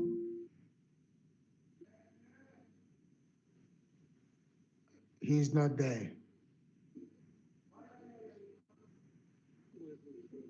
Honorable Chairperson. Honorable Ngwe. Thank you, Honorable Singh. Honorable Singh. Yeah, Honorable Ngwezi will respond. Honorable Ngwezi. Honorable who? Ngwezi will do the tribute, Chairperson. Ngwezi. Honorable Ngwezi. Ngwezi, you can speak from your. Yeah. Thank you. Thank you very much. You need to come here. Thank you very much, Honorable House Chairperson. Sorry for this delay. Honorable Chair, honorable members, and the Dlamini family. The IFP would like to extend its heartfelt condolences to the family and friends of the Honorable Dora Lamini, as well as her colleagues in the ANC, and those members that served alongside her in the Portfolio Committee on Public Enterprises. As we gather here today, we recognize and express our thanks for Honorable Lamini's contribution to our constitutional democracy. We also celebrate her life dedicated to improving the circumstances of her fellow South Africans and building and developing our country to create a better future. Honorable Lamini passed away most unexpectedly on the evening of the 9th of June after dutifully fulfilling her responsibilities and participating in a hybrid plenary sitting of the National Assembly. The previous day, despite the obstacles created by COVID-19 pandemic, she was performing her role as a servant of the people and conducting oversight visits to schools to determine if they would be safe and ready to welcome learners back to their classrooms. All were shocked and saddened to hear of her untimely passing. Honorable Lamini was deployed to Parliament in 2019, having previously served as a member of the provincial legislature in KwaZulu-Natal for 5 years. In both the national and provincial legislatures, she was known as a dedicated public representative. I again echo the heartfelt condolences of the IFP President, leader of the official opposition in KwaZulu-Natal, Honorable V.F. Hlabisa, and the entire IFP KZN Legislature Caucus, as well as those of our leader in Parliament, Prince Mangosuthu Buthelezi, and all the IFP members in the National Assembly. May your soul rest in peace. Thank you. Thank you, Honorable Gwezi. I now recognize Honorable Wessels from the FF+. Thank you, Honorable House Chair. If there's anything that the most terrible COVID-19 pandemic has taught us, is that we should make the most of each moment of life that we are given. I would like to believe that Honorable Lamini did exactly that. I am sure her passing has left a void in the lives of her loved ones and hope that they can fill that void with fond memories of her and that she will live on in their hearts and minds until they meet again. I would like to extend the sincere condolences of the Freedom Front Plus to Honorable Lamini's family, friends, and to the ANC. Honorable Lamini was a public servant who served as a member of the KwaZulu-Natal legislature and most recently as a member of the National Assembly. I'm sure her colleagues and especially members from her party, the ANC, will miss her and her contribution she made very much. But to her family and loved ones who will surely miss her the most, I would like to give the following message, so eloquently spoken by Ellen Keller. What we have once enjoyed, we can never lose. All that we love deeply becomes a part of us. Rest in vrede, I thank you. Thank you, Honorable Wessels. And now I recognize Honorable Thring of the ACDP from the virtual. Thank you, Honorable Chair. The ACDP conveys its prayers and sincere condolences to the family, friends, and colleagues of the late Honorable Dora Lamini. This was Honorable Lamini's first term in the 6th Parliament, where she served in the Public Enterprise Portfolio Committee. And like most of us newbies, she had to find her feet quickly, but she acquainted herself with the frenetic pace of Parliament. The untimely passing of Honorable Lamini serves as a reminder to those of us who remain on this side of eternity that life indeed is fleeting. Allow me to quote Psalm 103 from verses 15. The psalmist writes and he says, "For as a man his days are like grass, as a flower of the field, so he flourishes. For the wind passes over it and it is gone, and its place remembers it no more. But the mercy of the Lord is from everlasting to everlasting on those who fear him, and his righteousness to children's children, to such as keep his covenant, and to those who remember his commandments to do them." Again, on behalf of the African Christian Democratic Party, to the family and to all those close to the late Honorable Lamini, may the love, grace, mercy, and peace of God be your portion during your time of bereavement. Thank you, Chair. Thank you, Honorable Sring. I now recognize the ATM. The ATM. Thank you very much, Chairperson. Thank you very much, Chairperson. Siyavakala. Obama Bomakau. Mandithathe eli xesha egameni le-African Transformation Movement ndidlulise ilizwi lovelwano nentuthuzelo kusapho lakwaDlamini. Ndidlulise ilizwi lentuthuzelo kusapho lwe-African National Congress obungumbutho wakhe. Sisithi kuye maze nethole, uGatso yena ulufezile. Simbonile esebenza ethembakele, esisicaka sabantu esithembakeleyo, enobuntu phakathi kwabantu. Sithi ke xa sithethayo isintu sithi isitya esihle asidleli maze nethole. Sithi kwifemeli yakhe mayingaqumbi ikalekise njengabantu abangenathemba. Iintlungu zakaloku nje azinakufanekiswa nobuqaqolo obuzayo kolasapho. Sithi nakusapho lwe-African National Congress uThixo akathathi into angabeki into. May her soul rest in eternal peace. Thank you very much. Thank you, Honorable Makau. I now recognize Honorable Imam Sheikh from the NFP. Thank you, Honorable House Chair. On behalf of the National Freedom Party, allow me to extend our heartfelt condolences to the family, friends, and loved ones of the Honorable Member of the House, the Honorable Dora Dunana Lamini, and also to the African National Congress on your great loss.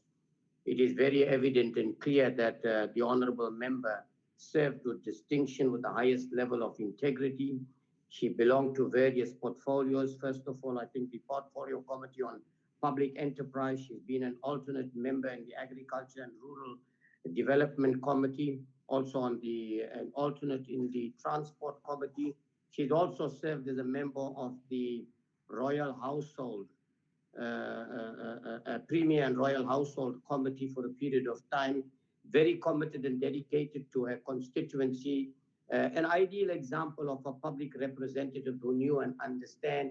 And I think to her family and friends, you should be proud that she's leaving a legacy behind, one with the highest level of integrity that she served, with a good name that she has. I've always found in the short space of time that she'd been here in Parliament, that she was always a very humble and respectable person. So on behalf of the National Freedom Party, allow me to extend our condolence to the family, friends once again, and also may her soul rest in eternal peace. Thank you.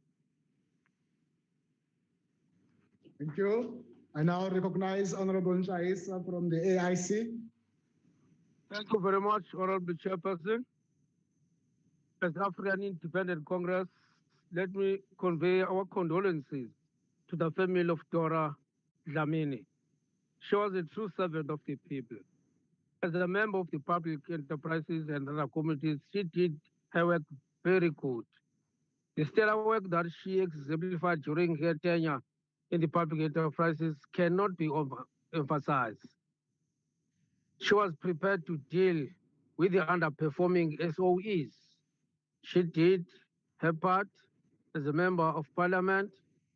We wish that her family find closure in this during this difficult time. May her soul rest in peace. Thank you very much. Thank you. The PAC. The PAC. I proceed.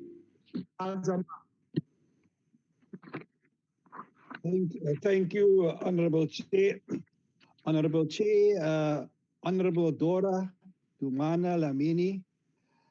She contributed to the country until her last minutes, and we've heard how stretched she has been in serving the country in so many ways.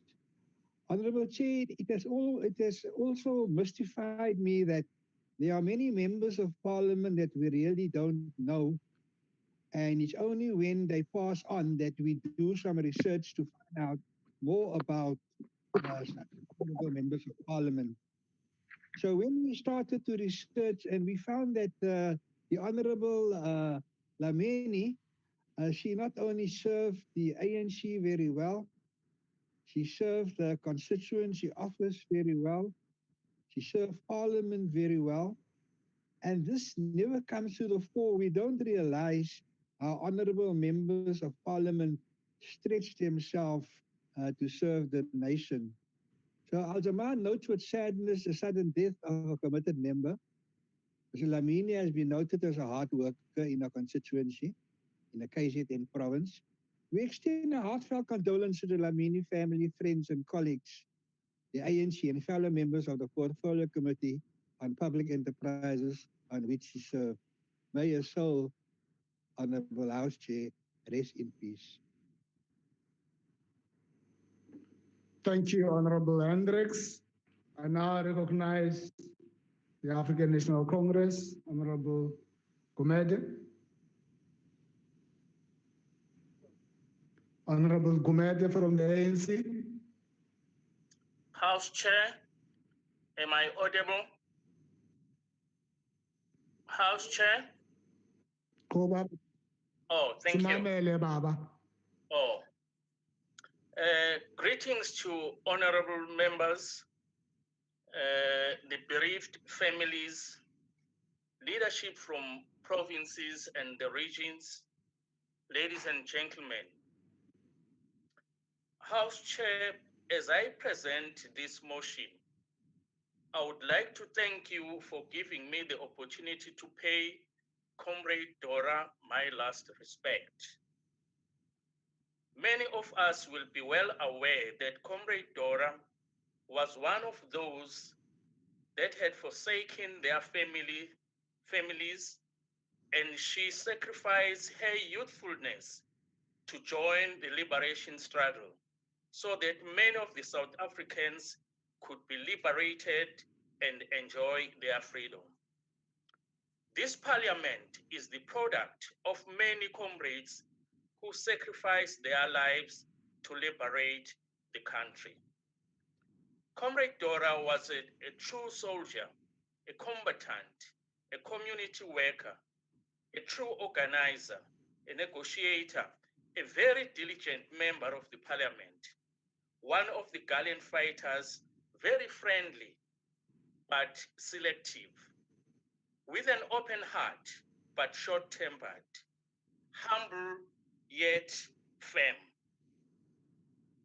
Comrades will remember Comrade Dora as an aspiring businesswoman. As many of you know, she had an informal business on the side where she was trading on African attire and garments.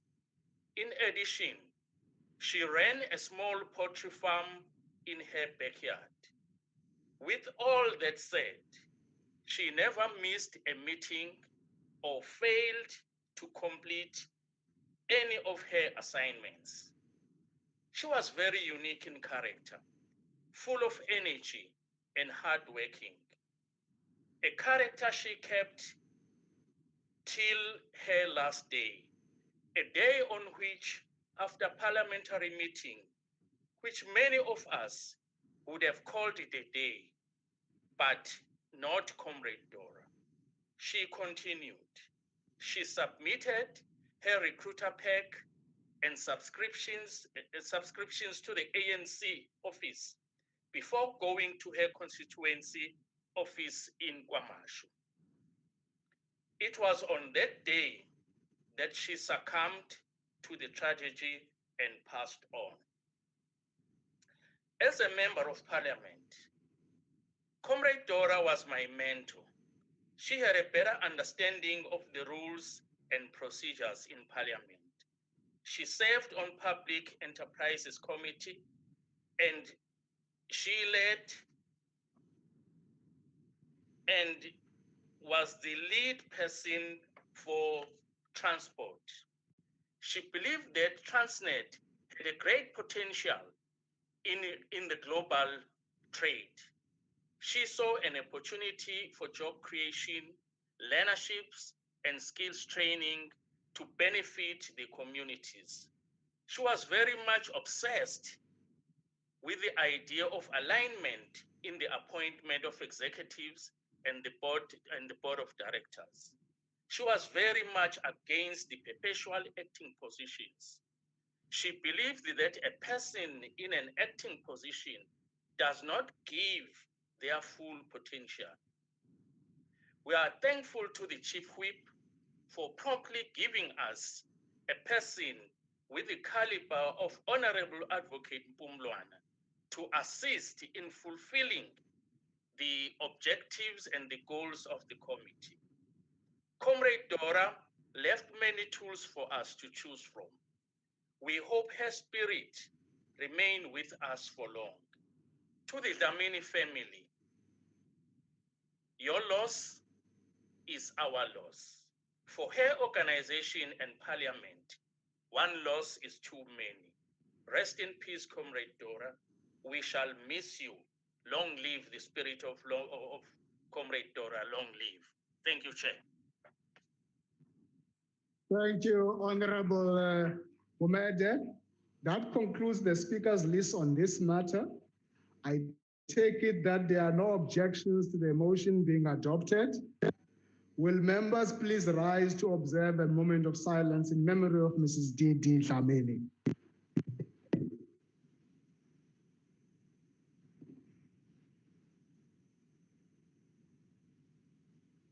Thank you, honorable members. The presiding officers associate themselves with this motion. The condolences of the House will be conveyed to the Lamini family. The second motion on the order paper is in the name of the Chief Whip of the opposition.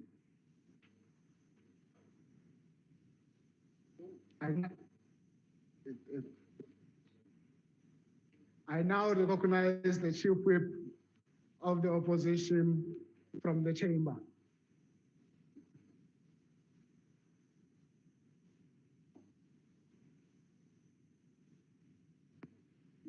Thank you, House Chairperson. The DA moves that this House notes that Ms. Thandi Gloria Mpambo-Sibhukwana, an educator, a legislator, a gallant fighter for the poor, for women and the youth, trapped in substance abuse, sadly passed away in Cape Town at age 55 on the 19th of June 2020. Acknowledges that Ms. Sibhukwana served as a Member of Parliament for the Democratic Alliance, first serving as a permanent delegate for the Western Cape in the National Council of Provinces during the 5th Parliament, and in the National Assembly since the start of the 6th Parliament.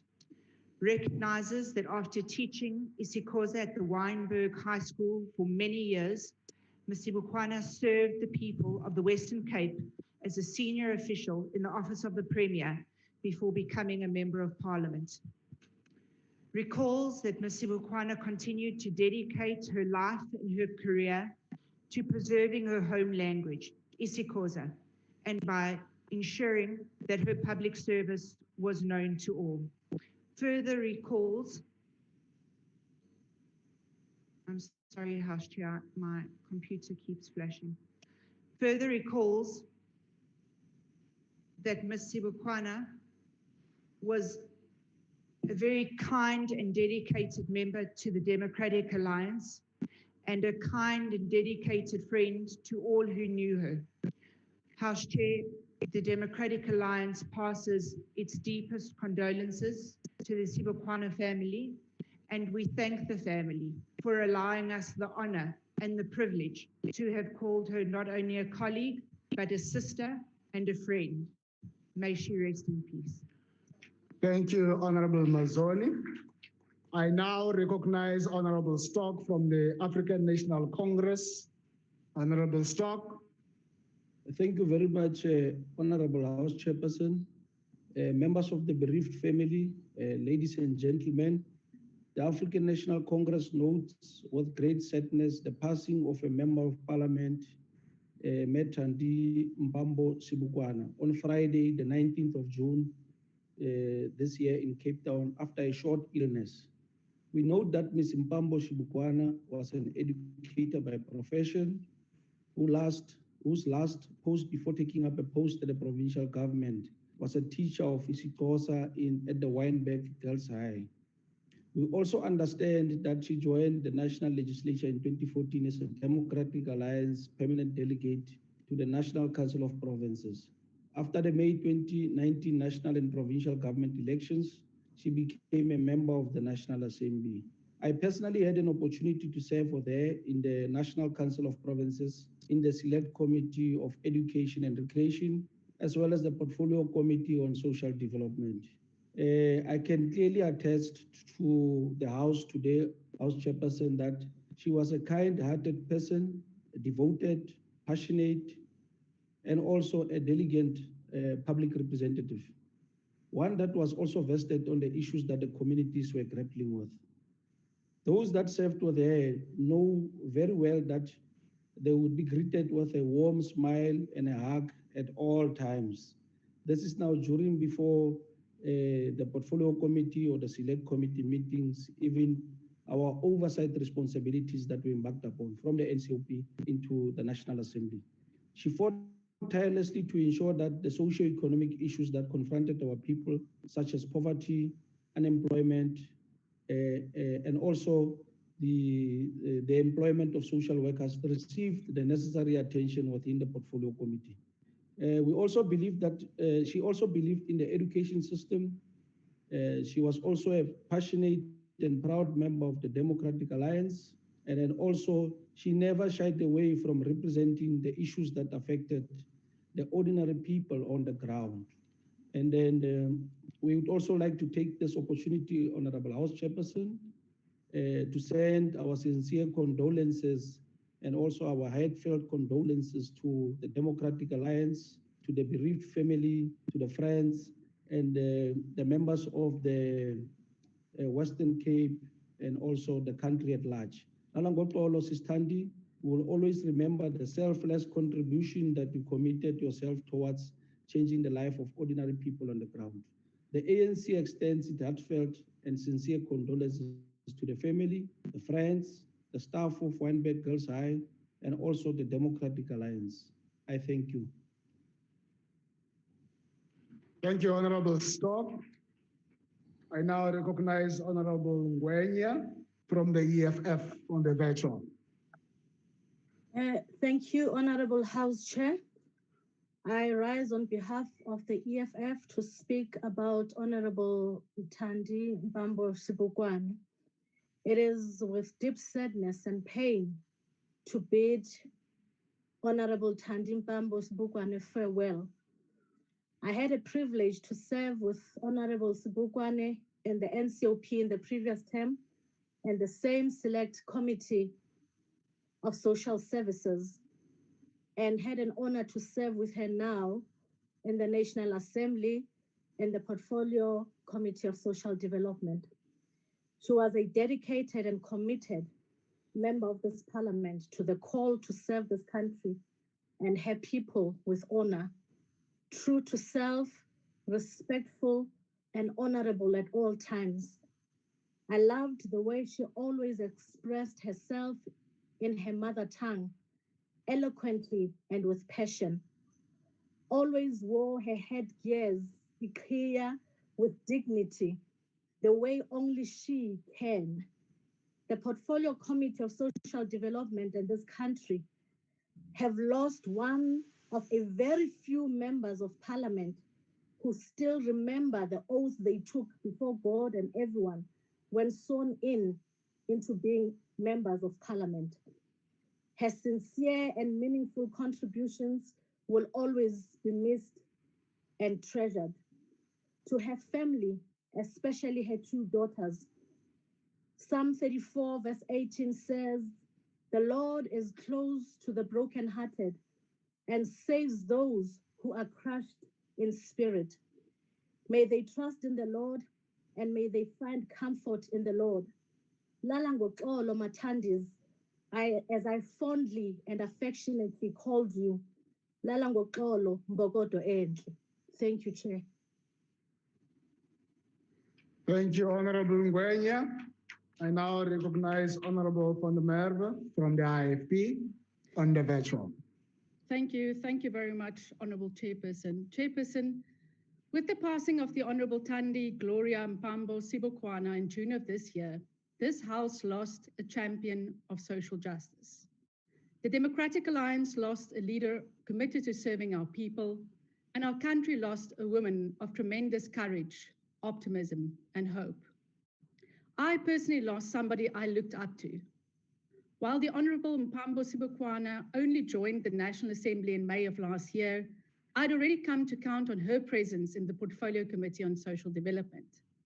Perhaps it was because we shared a mutual love for the Portfolio Committee we served on. But somehow my colleague and I connected right away. She was a people's person, kind, friendly, and very warm. In fact, it struck me that she was not your typical politician, as she never concerned herself with which party anyone belonged to. She was just simply motherly towards all of us. I regret now that we never made time to do what we so often spoke about before the lockdown, going for lunch. She had also promised to take me to all her special stores she knew, where she purchased her beautiful work dresses. With her bubbly, beautiful personality, I can just imagine the fun we would have had together. Although we never had the chance to do so, we had the opportunity to share our passion, fighting for the empowerment and the rights of the most vulnerable of our people. Her compassion for our nation's poor and downtrodden made her an outspoken champion on their behalf. On the Portfolio Committee of Social Development, she was committed to upholding our constitutional mandate to scrutinize and oversee executive action, and she fulfilled this function with passion and dedication. She fought for equality. Her life was a testimony to this passion and commitment. It was indeed an honor serving alongside her in the National Assembly. I know today we share the sentiments of her former students at Wynberg Girls High when we say we will miss her. On behalf of the IFP President, Prince Mangosuthu Buthelezi, President Emeritus, and on behalf of my entire IFP Parliamentary Caucus, I express our deepest condolences to her husband and her daughters and her extended family. I extend our sympathy to the interim leader of the DA, Honorable John Steenhuisen, the DA Chief Whip, Ms. Mazone, and the entire DA family on the loss of your colleague. Mama, may you watch over us as we continue to fight for the rights of the most vulnerable, as we work to restore the dignity of every grant recipient, and as we look after the interests of our most vulnerable children and people with disabilities. Chairperson, may this faithful servant of our country and our people rest in eternal peace. I thank you.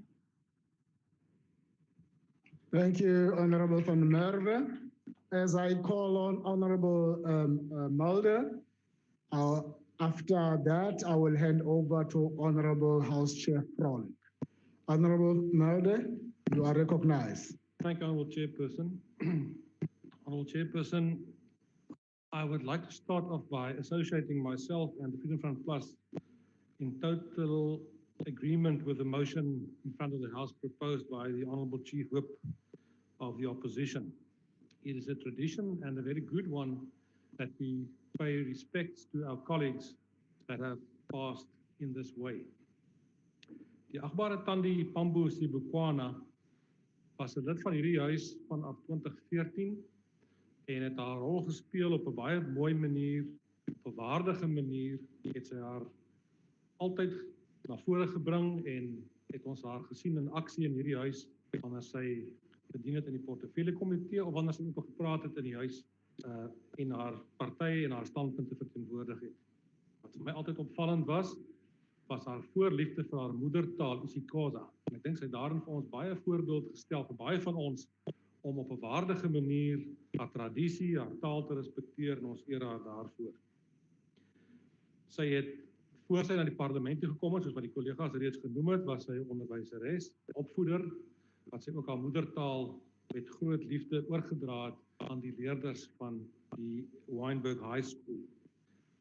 En nou is dit so dat ons gaan aan met ons lewens, ons gaan aan met ons dagtaak hier, waar sy laat 'n familie na, 'n man en 2 dogters wat haar sal onthou en wat haar gaan mis, elke dag gaan mis. Ek wil graag namens die Vryheidsfront ons opregte meelewing betuig aan haar gesin, aan die Demokratiese Alliansie wat 'n kollega verloor het, en ons wil vir u sê baie sterkte op die pad vorentoe. Ons eer haar nagedagtenis. Baie dankie. Thank you, Honorable Mulder.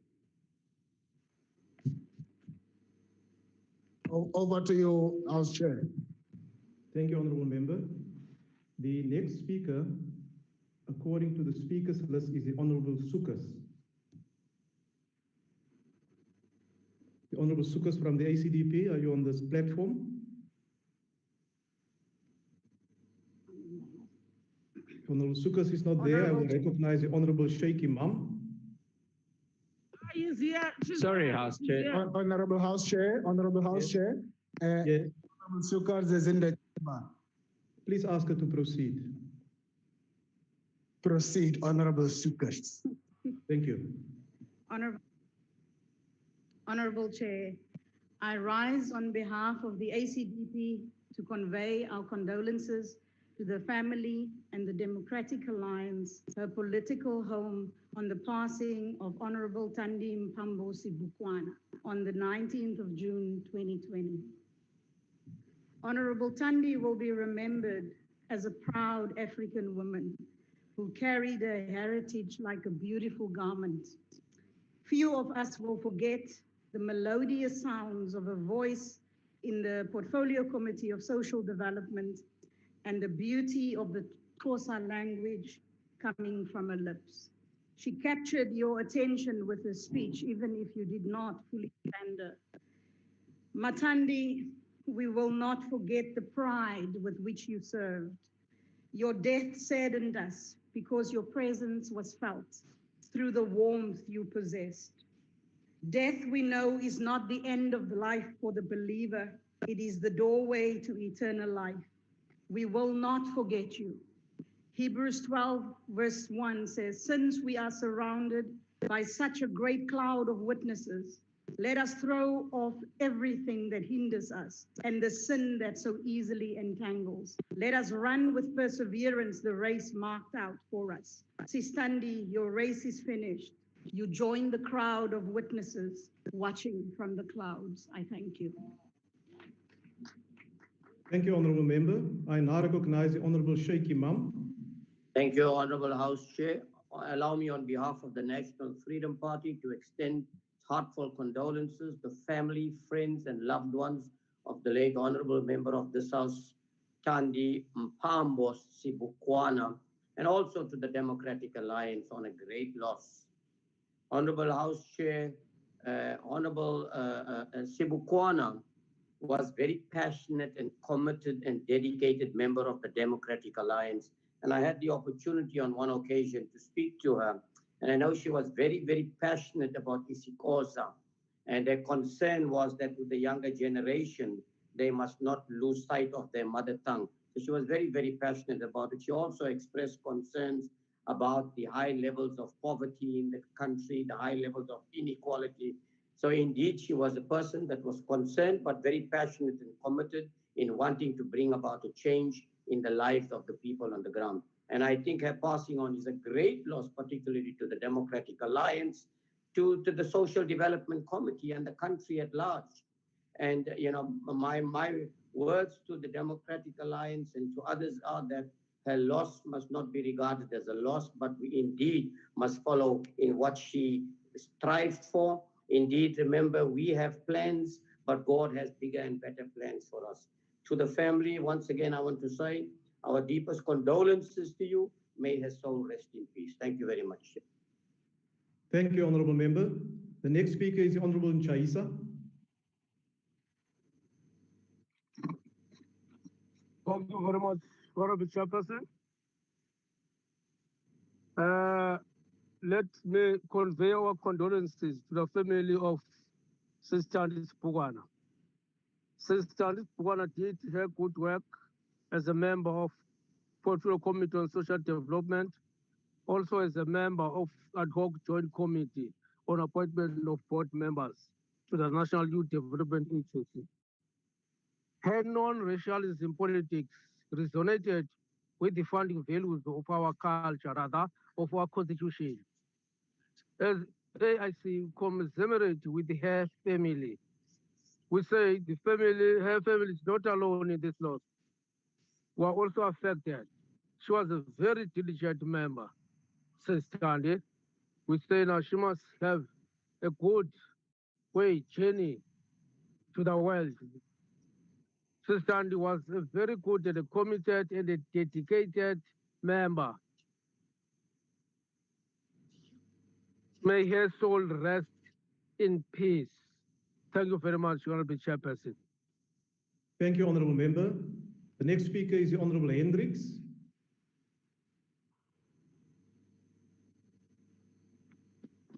Thank you very much, Honorable Chair. Honorable Chair, we still have 4 years to go for the 6th Parliament. And here, once again, we are not going to benefit from the commitment, the dedication, and also the wisdom of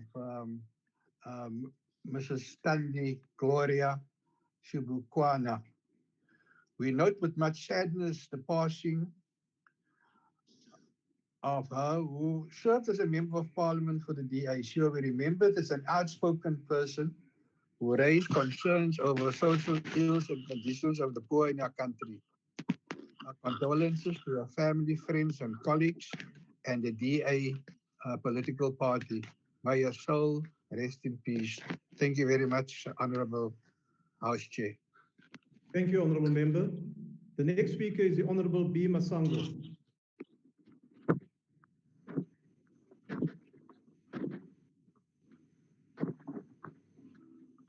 Thank you, Honorable Chair. When I met Thandi Gloria Mpambo-Sibhukwana for the first time in May 2014, it was connection at first sight. We were part of a small but amazing team of the Democratic Alliance permanent delegates to the National Council of Provinces. Whenever we got a short break, we would either meet at her office or mine and pray for the issues we would have been discussing in our NCOP caucus. And then it extended to praying for us, our families, and the nation at large. It was, and it still is, unbelievable that the woman I met and instantly connected with in 2014 as a fellow permanent delegate to the NCOP is no more. Thandi was a passionate activist and advocate for social development. Anyone who had spoken to her can attest that her face lit up whenever she spoke about what we ought to do to help the homeless, those suffering from substance use disorder, the victims and survivors of gender-based violence. She always listened with care and never missed an opportunity to help. Yet, for all her kindness, never shied away from asking difficult questions to protect the rights of the poor. She was an elegant embodiment of passion and curiosity. Noticed her generosity when she went overseas in Parliament business. She brought back a gift for over the NCOP.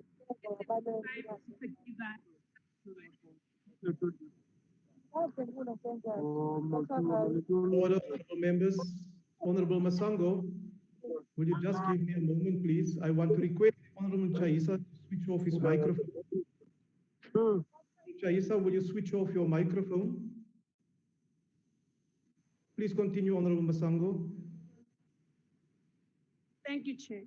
She was an elegant embodiment of compassion and curiosity. I think when she was overseas on Parliament business, she brought back a gift for each of us DA members of the NCOP. That is the type of a giver Thandi was. We also had a lot of fun together. She would gently bully me to come to her side of Cape Town to spend time either at her home or at one of the malls. She would say, "Mhlobo wami, make siyophunga ikofu." We would sit and talk a lot of nonsense and laugh for hours. From our days in the NCOP to our transition to the National Assembly, she became more than a friend to me. She was my prayer partner, my advisor, and a supportive colleague. in matters social development. I had the privilege of being part of Tandi's funeral service and hope it will, as they always say, provide me with some closure. I was so wrong. Every time I step into the parliamentary precinct, I'm reminded of Tandi's influence in my life. She was a passionate teacher of isiXhosa who first taught the language at Wynberg High School prior to joining politics. Such was her love for isiXhosa that she offered to teach the entire caucus the language. Her mission was that our entire caucus should be able to converse in isiXhosa by the time the term ends. For many like me who could speak a little bit of isiXhosa, she took upon herself to make sure that we keep improving our eloquence. Tandi's election as a member of in the fifth parliament, in her own words, provided her a platform to seek solutions to the many issues that rendered many South Africans destitute and hopeless. That was the fight she fought till her last breath through the Portfolio Committee on Social Development. Her legacy will live on as we continue to fight the fight she so relentlessly and selflessly waged. Tandi loved and cared for her family deeply. I knew her two lovely girls and her husband before I met them because Tandi would be sharing their hard work and successes at university with pride and gratitude to God for her family. I can therefore not imagine how her children, her husband, and her family are coping with losing her. There isn't enough time for me, Honorable Chair, to share with you all the awesome times we spent together where in one sitting we would cry, pray, laugh, fight, as we would disagree about something. All I am grateful to God for is bringing Tandi into my life. I thank her family for sharing their mother, their wife, and sister with us.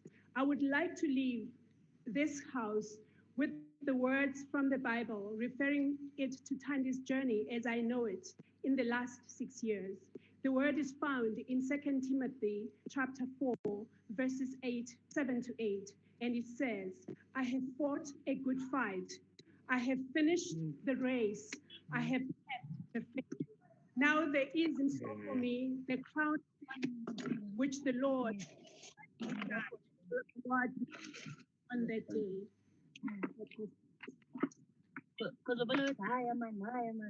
Thank you, Honourable Member. May I request other Honourable Members who are on the platform to ensure that their microphones are muted. You are causing a disturbance and disrupting the speaker at the podium. Honourable Members, that concludes the speakers list on this matter. I take it that there are no objections to the motion being adopted. Will members please rise to observe a moment of silence in memory of the Honourable T Mpambo-Sibhukwana. Will members rise?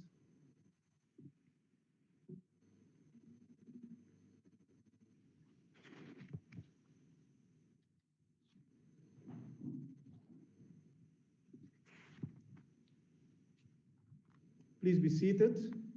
The presiding officers associate themselves with the motion, and the condolences of the House will be conveyed to the Mpambo-Sibhukwana family. The third motion on the order paper is a motion in the name of the Chief Whip of the Majority Party, the Honourable Chief Whip.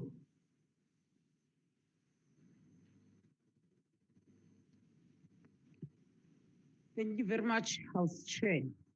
House Chair and honourable members. July was a double blow to the African National Congress. In July, I lost 2 members, one in the National Assembly and one in the National Council of Provinces. Allow me to request this House to note the great sadness of passing on of one of the African National Congress members of Parliament, Comrade Zamutolo Joseph Peter Bishop, who had succumbed to COVID-19 on the 31st of July, 2020. The House will recognize that Comrade Peter, who was born on the 10th of January, 1965, from a small rural town of Riebeek East in Makhanda, was a long-standing ANC leader. He served on various levels of the ANC. At the time of his passing on, he was a member of the Provincial Executive Committee of the African National Congress. He also served during the time of the United Democratic Movement. not movement, United Democratic Front. I'm sorry for that. It can't be movement. I'm sorry for that. Further recognizes that the Comrade Peter served in the 6th Parliament as a member of the National Assembly in the Portfolio Committee of Tourism, as well as the Standing Committee on Auditor General. Further acknowledge that he was one of the humblest member of the Portfolio Committee on Tourism and was strongly passionate about diversity on tourism sector. Kubalulekile kwa into yokuba sichaze indlela ubezinikele ngayo emsebenzini wakhe kwaye ngexesha lokunduluka kwakhe zange awuhlazise nakanye lo mbutho wesizwe. Recall that he served as a councillor, a ward councillor, not just a PR councillor, from 2000 to 2011. 11 solid years being a councillor, it tells a lot. And from 2011 to 2015, he was an executive member of Makanda municipality in the Eastern Cape. Umgwevulo, he was a selfless and consummate servant who immersed himself well in working of the ANC caucus and the National Assembly. During the passing on, Kamama Unoloyiso, one of the messages from Umgwevulo Uskomo, she said, I quote, "Please make it a point that at all times you keep social distancing, you must wash your hands, you must sanitize, put on your mask. Okwakunga uyayolela, kanti eligonqonqo selihleli kuye. Tutwini kuwe machonyane phaya, uhleli kula gallery, better half, katata upita. Bantwana bakhe bonke isihlobo nezalamane umama phaya ekhaya. Khulule nahambe, asinamzi apha. Singamandwendwe kweli hlabathi. Kulo mhlaba siyancwina, kodwa thina silangazelela ukuya ngasentla. Hamba ke Sikhomo, hamba ke Mhlatyana, gqatso ufezile, uzama omhle uzamile. Lala ngoxolo. Thank you. Thank you, Honourable Chief Whip. I will now recognize the first speaker on this motion, the Honourable De Freitas of the Democratic Alliance.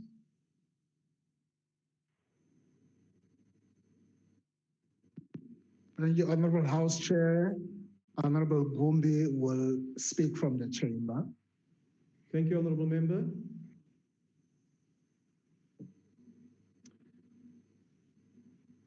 Honourable Speaker, one of the greatest privileges given to us as members of Parliament is to serve the people of South Africa in the highest chambers of our constitutional democracy.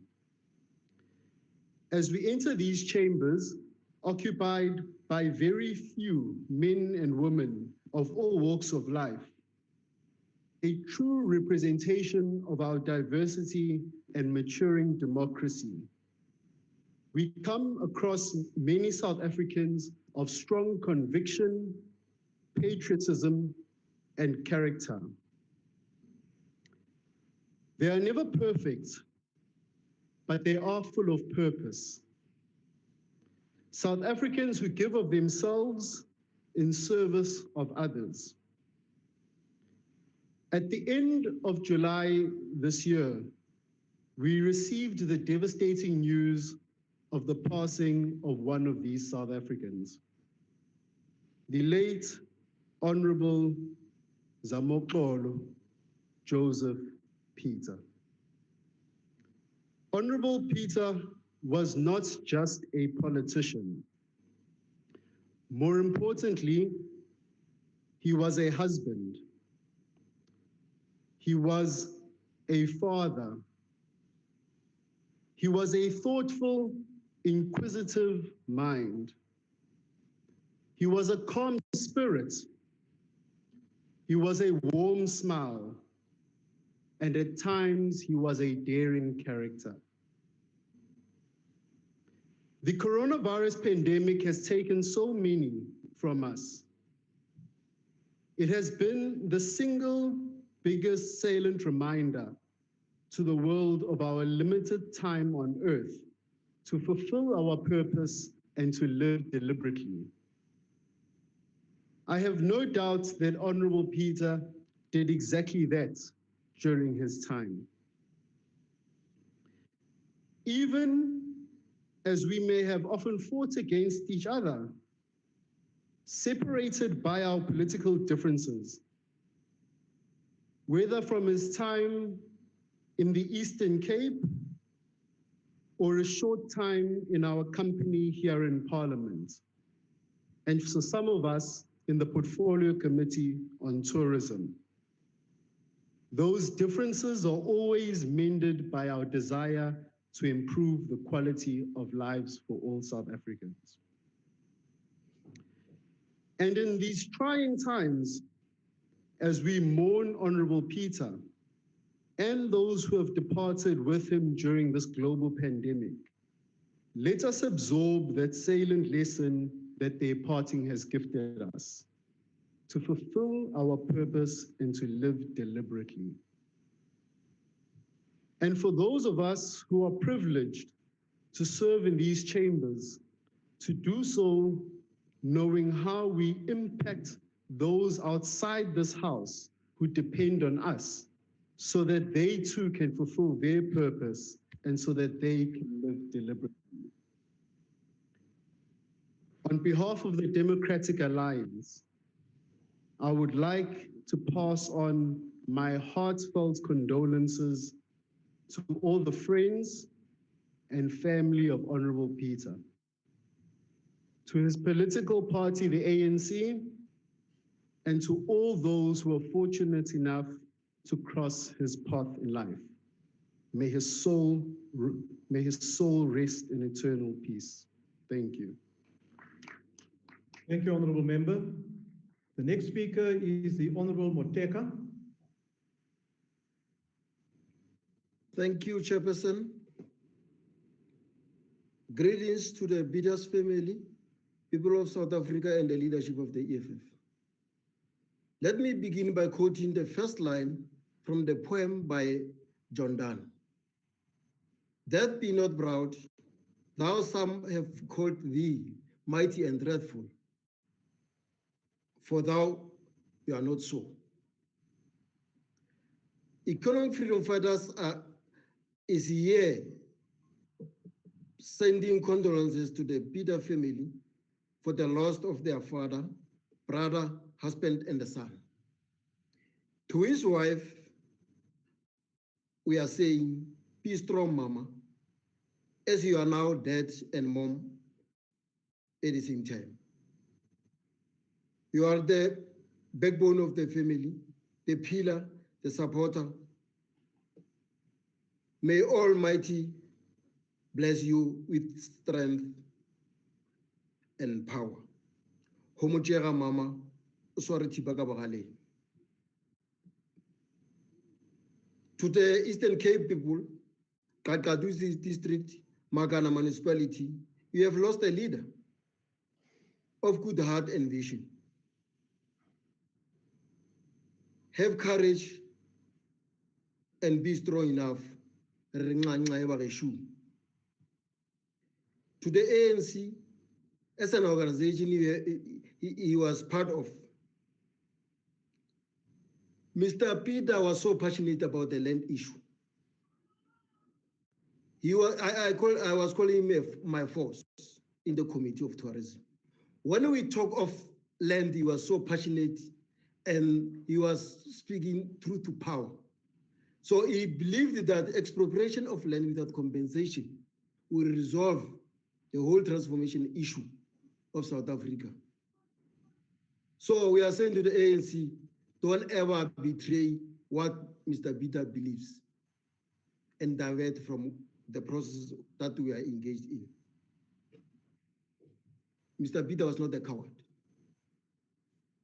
To the Portfolio Committee of Tourism, I can say we have lost a friend, brother, a fighter who never compromised principles for mediocre. The man was fighting for transformation. As we know, tourism industry is the most untransformed sector amongst all. So we were together fighting this untransformed sector. So to the committee members,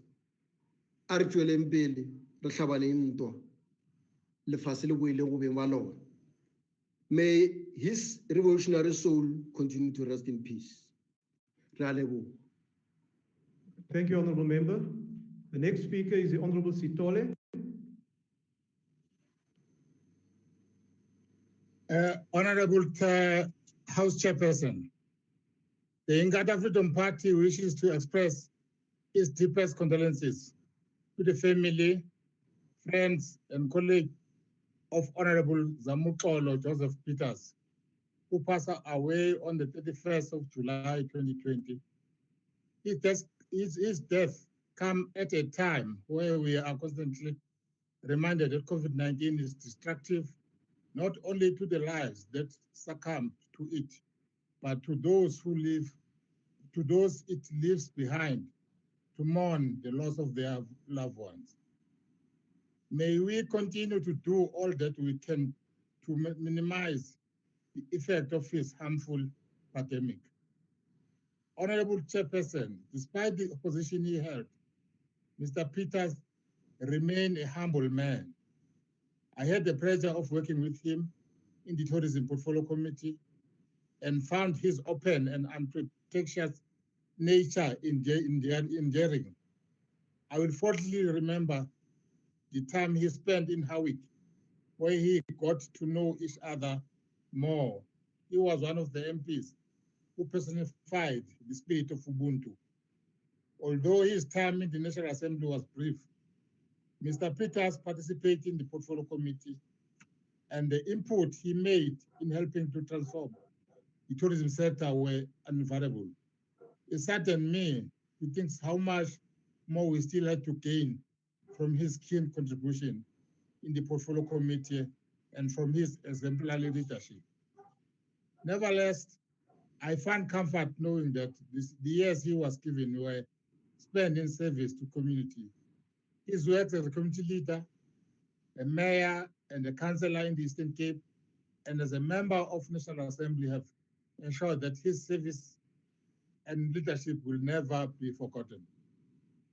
On behalf of our leader, President Mangosuthu Buthelezi, and all members and staff of Inkatha Freedom Party, we send our deepest condolences to the family, friend, the ANC, his political parties,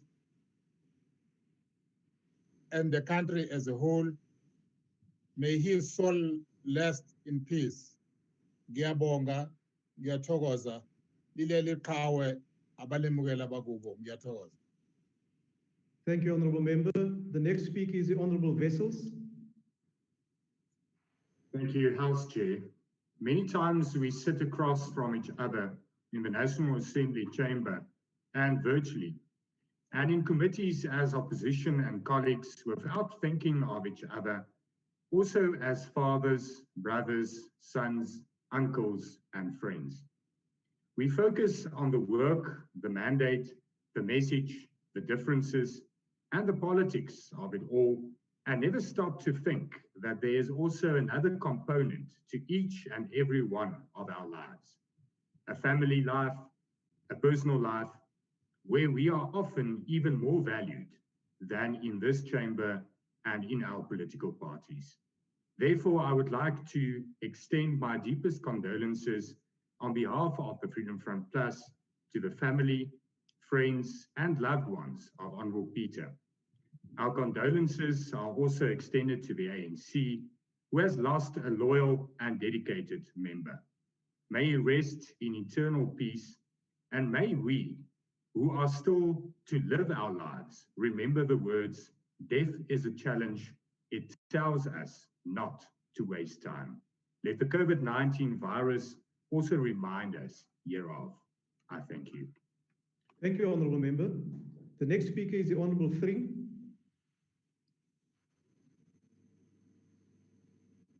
Thank you, Honourable Chair.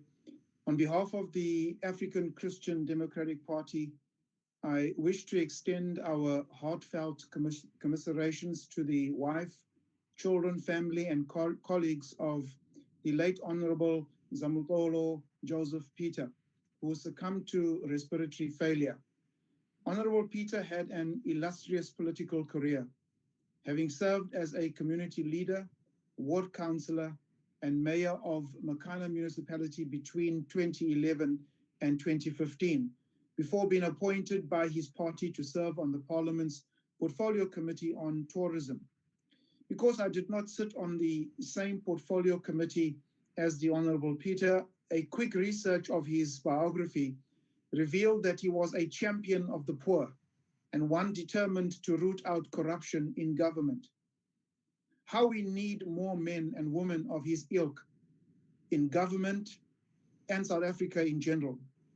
Allow me to quote from Ecclesiastes chapter 3, which tells us that to everything there is a season, a time to every purpose under heaven, a time to be born and a time to die, a time to plant and a time to pluck what is planted, a time to kill and a time to heal, a time to break down and a time to build up, a time to weep and a time to laugh, a time to mourn and a time to dance, a time to cast away stones and a time to gather stones, a time to embrace and a time to refrain from embracing, a time to gain and a time to lose, a time to keep and a time to throw away, a time to tear and a time to sow, a time to keep silence and a time to speak, a time to love and a time to hate, a time of war and a time of peace.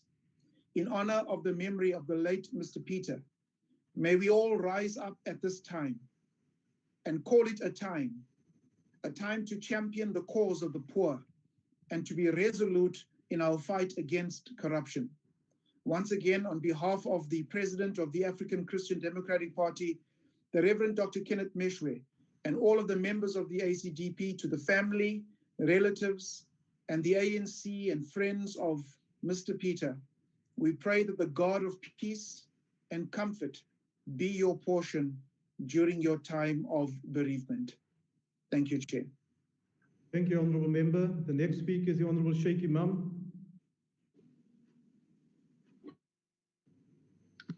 Thank you, Honourable House Chair. Allow me to start off with a quote by Albert Schweitzer when he said, "The purpose of human life is to serve and to show compassion and the will to help others." A very fitting quote in tribute to our Honourable Joseph Zamukolo Peter.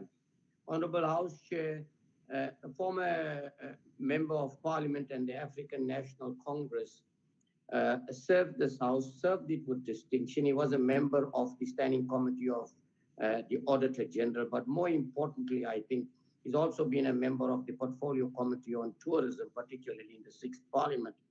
But I think what stands out for me is that he's resolved wanting to transform the tourism industry, particularly domestic tourism, taking tourism to the length and breadth of this country.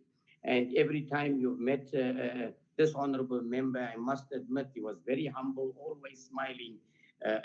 His mannerism, the way he articulates himself. Indeed, on behalf of the National Freedom Party, I want to take this opportunity of extending to his family, to African National Congress, our deepest condolences. May his soul rest in peace. Thank you very much.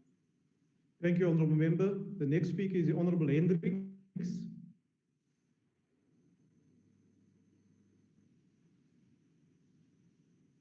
Thank you, Honourable Chair. Honourable Chair, when I tuned into the virtual funeral of the Honourable late member, one expected that people will, because of COVID, and at that time, the regulations were very strict, that people will stay in their homes, but we saw people coming out in the mountains, coming out in the streets, coming out wherever you looked, you saw people coming to pay their last respects. And that is how we remember the honourable member. He must have been a giant of a man to garner such support. Our JAMA's heartfelt condolences to the family, friends, and colleagues of Mr. Joseph Peter. The ANC has lost one of its long-standing members, was a committed UDF activist in the Eastern Cape. He will be remembered for his role in the apartheid struggle, his term served in Parliament, and his role to transform the tourism industry while serving at the Portfolio Committee on Tourism. May his soul rest in peace.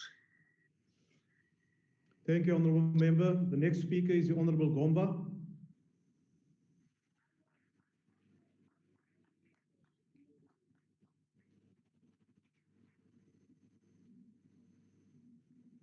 Is the Honourable Gomba on the platform? Yes, Honourable Chair. She's in the chamber, Chair. Thank you. Please proceed. Honourable Chair, we are gathered here today to convey our sincere condolences to the family of the ANC cadre who departed. A committed member of Parliament, Honourable Zamukolo Peter.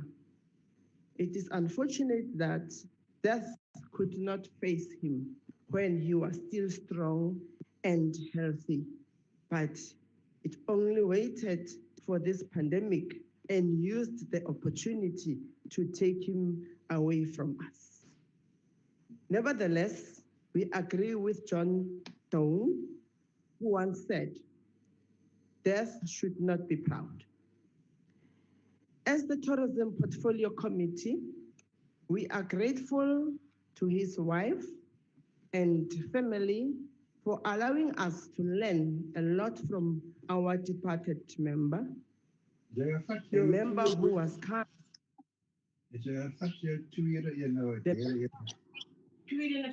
Order, Honourable Members. Honourable Hendricks, please switch off your microphone.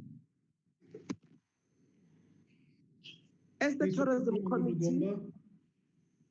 thank you. As the Portfolio Committee in Tourism, we are grateful to his wife and his family for allowing us to learn a lot from our departed member, the member who was kind, warm-hearted, and respectable.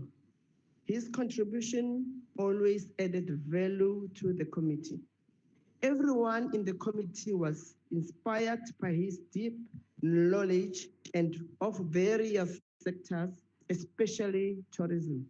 We are, however, consoled by the good legacy he left in our committee, in our portfolio committee. Honorable members, as I conclude, I wish to say the chain that we had as Tourism Portfolio Committee has broken, but we are confident that God will always see us through. Rest in peace, Honorable Peter, Joseph Zamukolo, and I thank you, Chair. Thank you, Honourable Member. Honourable Members, that concludes the speakers list on this motion, and I take it that there are no objections to the motion being adopted. May I request the Honourable Members to please rise to observe a moment of silence in memory of the Honourable Zamukolo Joseph Peter.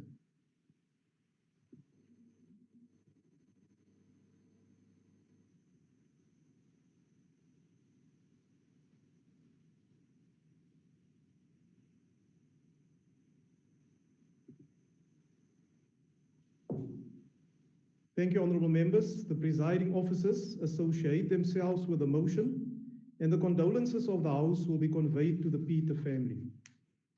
The last motion on the order paper is a motion in the name of the Chief Whip of the Majority Party, the Honourable Chief Whip.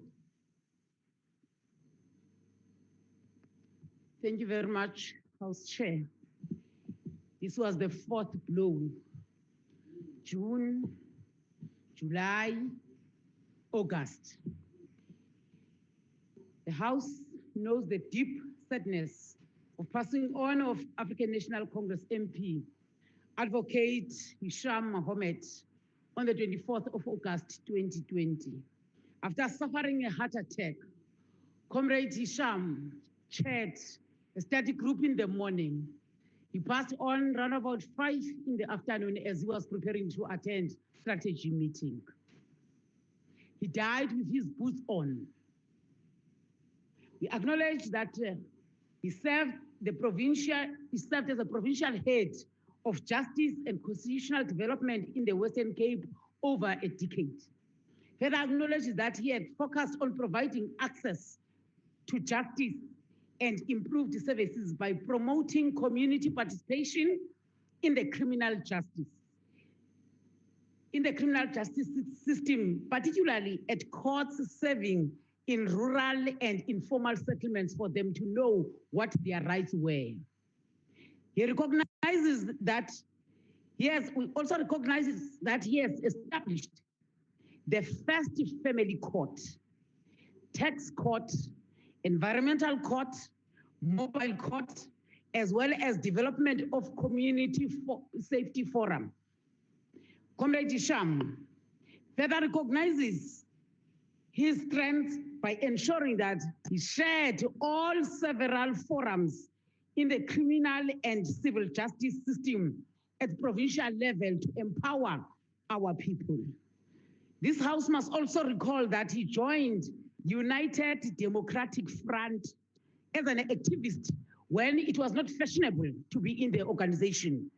In the highest depression time in 1985, as he was detained for leading school marches and protesting against the arrest of UDF leaders. We further recall that in 1987, he attended University of Western Cape to study law and continued his involvement in UDF as an activist, both on and off campus. He understands that after qualifying with his degree, he demonstrated the dedication of human rights advocacy and justice through his participation in a number of human rights structures and professional bodies. Today, seated on the gallery, is his brother Salim, his 3 children, Imran, Yuzel, and Hanin. Thank you very much for having shared your father with us. Further understand that he served as a public protector at the Mitchell's Plains Magistrate Court or Office in 1993 to 1994 and was appointed as senior family advocate in the Office of Family Advocate in Cape Town. Leave us at the time when we want genuine men who says not in my name, no to gender-based violence and femicide. We remember that during this period, he was also elected as the ANC's first chairperson of its southern suburb region, where he remained actively involved until his death. We convey our heartfelt condolences to the family, as well as all those who were touched by his activism. You shared time with us, you shared time with the family, and you will be ever thankful to your strides, Comrade Hisham. May your soul rest in eternal peace. May your soul rest in power. Thank you very much. Thank you, Honorable Chief Whip. I now call to the podium the Honorable Breitenbach. Thank you, Honorable House Chair. I'm on the virtual platform. You're welcome. Mohammed was elected to Parliament in the National Assembly after the 2019 general election, where he represented the constituency of Grassy Park. He served on the Portfolio Committee of Justice and Correctional Services and was the ANC whip on the committee. Hisham spent 27 years serving in the Department of Justice prior to coming to Parliament and left the department holding the position of provincial head of the department, having started off as a prosecutor in Mitchell's Plain and the Office of the Family Advocate for 5 years. He was intricately involved in the establishment of family courts, mobile courts, tax courts, and also the development of community safety forums. Hisham was deeply rooted in his community and contributed to his community in many different ways. He demonstrated his commitment by launching a free legal advice centre in 2009 for the Southern Suburbs community. He was a passionately committed member of the ANC and was a protege of the late Minister of Justice, Stella Omar. He made a significant contribution to the greatly improved functioning of the Justice Portfolio Committee in the 6th Parliament. Hisham was always a gentleman, always willing to listen to and consider the arguments of other parties and weigh them on their merits. This approach was both refreshing and appreciated. He always sought consensus and always treated everyone with respect. It was always clear that he took his responsibilities seriously, and his presence on the committee is both felt and missed. His sudden death came as a great shock and a great loss to the ANC and his family. The Democratic Alliance again expresses its sincere condolences to the ANC, but also to Hisham's family, his wife Rahmat, and their 3 children, Imran, Hanim, and Uzair. I thank you.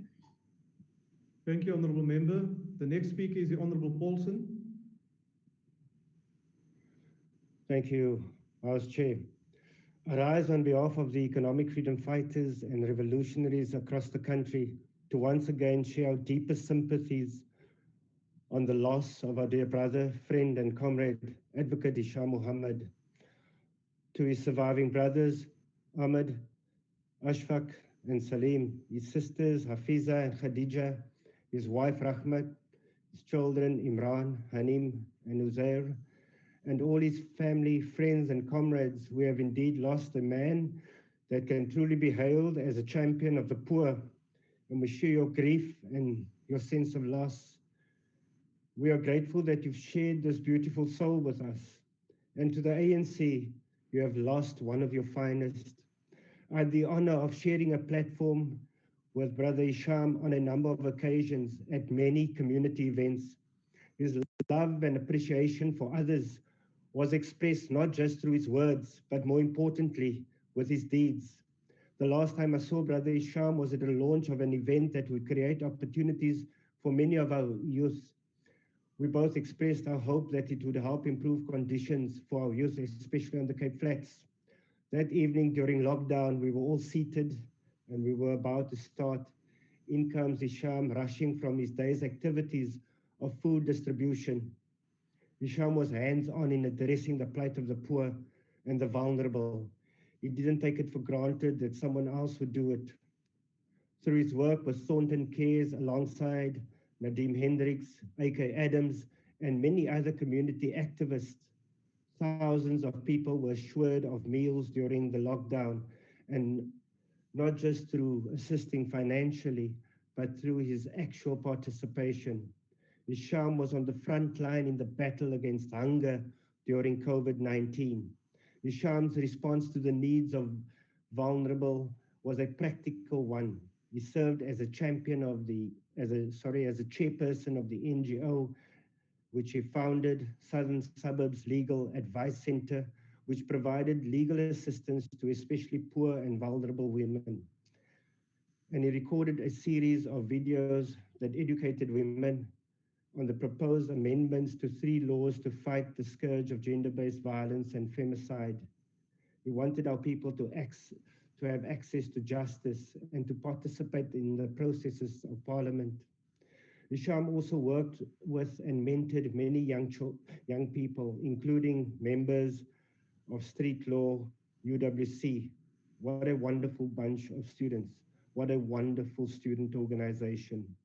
On the 2nd of September, I accompanied members of Street Law UWC, Jolene Samuels, Hisham's brother Salim, and sister Fiza and Hisham's 3 children on a sanitary towel drive to Springfield Primary in Mitchell's Plain. The drive was planned along with Hisham before his passing and continued in his honor. The students addressed the matter of menstruation with such sensitivity. It was a fitting tribute to a man who gave of himself so unselfishly to the poor and the vulnerable. May we all continue his legacy of selflessness and practical service to especially poor and vulnerable communities.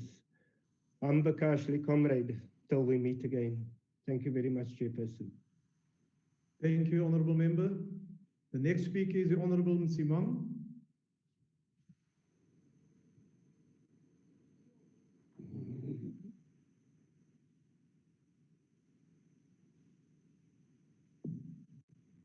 I recognize the Honorable Msimang.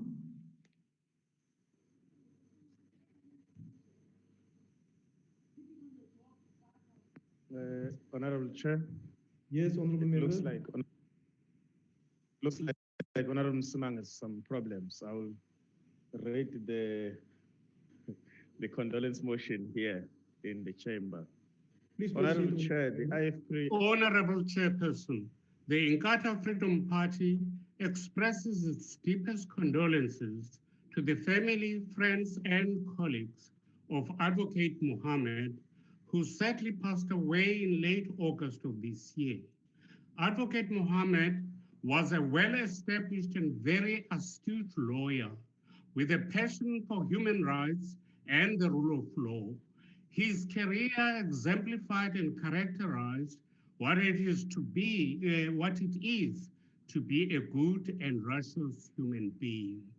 His strong moral values underpinned all that he did as a member of parliament in service to the people of South Africa, and his intelligent interactions and submissions in the Portfolio Committee on Justice and Correctional Services will be sorely missed. Not only was Advocate Mohammed a key role player in lobbying for the adoption of 3 critical bills recently passed in National Assembly dealing with matters and with criminal matters and domestic violence, but he was also a very active role player in bringing access of the law to the people. This he spearheaded as chairperson of the Southern Suburbs Legal Advice Center in Grassy Park, which he helped establish and which was created to provide necessary legal services to poor and vulnerable communities. He didn't stop there. He was also actively involved in food relief schemes for those who were struggling to put food on the table during the COVID-19 pandemic. Advocate Mohammed lived the life of a true citizen, driven only by acting in the best interests of the people he served. He truly loved the people of South Africa. His was a life taken too soon, for he still had much to offer in service to his country and his people. The Inkatha Freedom Party sends its deepest condolences to the family, friends, and colleagues of Advocate Mohammed. May his soul rest in eternal peace. I thank you, Honorable House Chair. Thank you, Honorable Msimang. The next speaker is the Honorable Mulder. Thank you, Honorable Chairperson. I'm in the House. It is fitting that under these sad and difficult circumstances, we could all as colleagues have a moment of humor. And I am sure that if our colleague Honorable Mohammed was present at the moment, he would also have enjoyed the moment what we experience now when Honorable Mgwezi was ready to take the field as an impact player. Honorable Chairperson, honorable colleagues, it's sad when we come together on an occasion like this. But it is fitting that we honor the life of one of our colleagues. And I want to associate myself on behalf of the Freedom Front Plus with the motion proposed by the Honorable Chief Whip of the ruling party.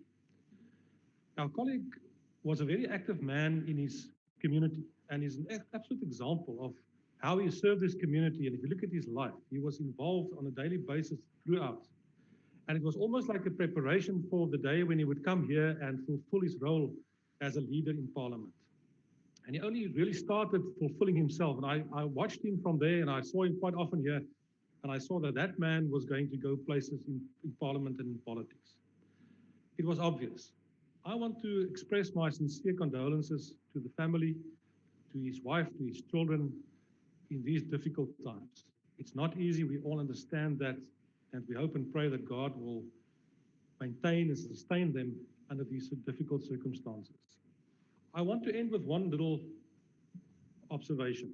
In the beginning of the days of lockdown, when it was level 5, we were a very small band of members of the House present in Parliament. And I saw our colleague here every day. He was here doing his job, assisting the Chief Whip and the colleagues. And I always watched him. He was so enthusiastic and doing what needed to be done. That was our colleague, the Honorable Hisham Mohamed. Thank you. Thank you, Honorable Member. The next speaker is the Honorable Swart. Thank you, House Chair. House Chair, it is with deep sadness that I rise to express the ACDP's deepest condolences to the wife, family, and friends of Advocate Hisham Mohamed on his passing. Now, I've known Advocate Mohammed for a very long time, even before he was elected to Parliament. He would often appear before the Justice Committee when he was still Provincial Head of Department of Justice in the Western Cape. And he also shared with me that he intended standing for election in 2019. And when he was elected, we shared many discussions in Parliament and on the Justice Committee and in the tea room. As other members have indicated, he had an incredibly sharp legal mind, a deep intellect, yet was compassionate and kind to a fault, with a really gentle spirit, a true gentleman seeking to find consensus in the Justice Committee. But he also brought a deep institutional knowledge of the Department of Justice to the Justice Committee that helped us immensely. And he served with distinction as the ANC whip of the committee. He had a deep sense of justice and was deeply concerned about access to justice and provided free legal advice to many in his community, and he reached out tremendously, as other members have indicated. He was deeply concerned about the poor state of the Justice Department and would raise issues in the committee as the ANC's whip, and we, even as opposition, would learn from him. A week before he passed, as Mr. Mulder indicated, he was here during the lockdown, lockdown 5. And we spent a while chatting where I was sitting right there, here in Parliament. He sadly lost his sister earlier in the year. And I asked how the family was doing. And I indicated that we continue to pray for his family, little knowing that the next week he would be passed. I was deeply shocked at the news, Chief Whip. And life is indeed like a vapor. And we need to make the most of every day we live. Whilst we can and do differ politically, we should and must do it in an amicable basis, in the knowledge that we are elected leaders in the nation and need to set the example. Advocate Mohammed set that example. Let us emulate his example as leaders, and as a legacy to him, strive to ensure that justice is delivered to all people. Our thoughts and prayers are with Advocate Mohammed's wife, Rahnat, his children, family, and friends, and with his colleagues in the ANC, particularly all our friends in the Justice Committee. He will be sorely missed. May he be surrounded by the love and comfort of our Lord at the sad time, and may his soul rest in peace. I thank you. Thank you, Honourable Member. The next speaker is the Honourable Sheikh Imam. Thank you, Honourable House Chair. Honourable House Chair, I want to start with a verse from the Holy Quran, which says, Inna lillahi wa inna ilayhi raji'un, which simply means, verily we belong to Almighty God and verily to Him do we return. Advocate Hisham Mohamed, Honourable House Chair, I've had many opportunities, and thanks to the Democratic Alliance, whenever they've called a division in the House, and Hisham will go out into the corridors and I'll be there as well, and we'll have our chats, and found him to be very articulate, you know, and very knowledgeable, and we've always shared our views on different matters. And I must agree that he had some concerns about the justice system, particularly with the legal aid system and things. But going back, you know, he's been a very dedicated member, passionate for wanting change in the country. He's been part of the struggle. He's been part of the United Democratic Front. He's been a prosecutor and head of the Western Cape Department of Justice for a very, very long period of time. But Honorable House Chair, what I want to bring to the attention of this House is that, you know, when we leave this world, the houses we leave, the cars we leave, those things don't really matter. What really matters is the good deeds that we leave behind. And for that, I want to quote, you know, one of the famous quotes, and it says, "A good heart has stopped beating, but a heart that has touched so many lives can't help but live on in those it loved." You know, a very fitting quote for Hisham Mohammed, with the selfless person that he was, his commitment to the community, setting up this justice advice center in the southern suburbs, and the role that he has played, the fact that he was able to put aside the differences, the political party differences, and be able to treat everybody on the basis of equality. His stance on gender-based violence in the country is wanting to ensure that the justice sector is transformed to a very, very large extent. It clearly indicates that what we have lost today, his wife would have lost a husband, the children have lost a father, the ANC has lost a very dedicated and committed member of their organization, but the country as a whole has really lost a selfless leader. And on behalf of the National Freedom Party, we want to extend our deepest condolences to his wife, his children, family members, friends, the African National Congress, and the country at large, because I think this was a great loss. May his soul rest in peace. Thank you very much. Thank you, Honourable Member. The next speaker is the Honourable Chaisa.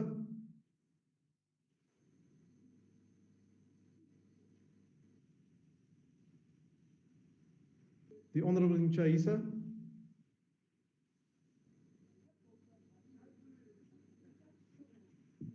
Let us proceed to the Honourable Hendricks. That DLN network. Thank you, Honourable House Chair. A'udhu billahi minash shaitanir rajim. Bismillah ar-Rahman ar-Rahim. Honourable House Chair, in his first State of the Nation address, President Ramaphosa promised the country that before the end of the 6th Parliament, everyone will have a warm plate of food. And it was interesting that Comrade Hisham was very much involved in feeding. And I asked my brother Nadim, now what does he do? And he says, well, he is in charge of social distancing. It shows, and also, I also wanted to know what Honourable Nazir Paulson is doing in the group. So we find many members of Parliament are very passionate about feeding the poor, and Advocate Hisham Mohammed obviously took the lead. JAMA-AH is saddened by the sudden death of Advocate Hisham Mohammed. He was a dedicated activist in the fight for justice. He had an open door, was always welcoming to offer his assistance, like we were reminded by other honourable members. He was very helpful, and during the last half hour of his life, my office still wrote to him a letter requiring assistance on a very delicate matter. Unknowing as the correspondence was emailed, he returned to his maker. Our condolences to the Mohammed family, friends, the ANC, the Portfolio Committee on Justice, and I served with him on that committee whenever I could. We say, verily from Allah we come, and to him we shall return. Advocate Hisham Mohammed will surely be missed, not only by the wider South African community, but by his own community, and that is very important. It's very important that one doesn't forget your own community. And Advocate Hisham Mohammed is someone that never forgot his own community. Thank you very much, Honourable House Chair. Thank you, Honourable Member. The next speaker is the Honourable Newhook Drugen.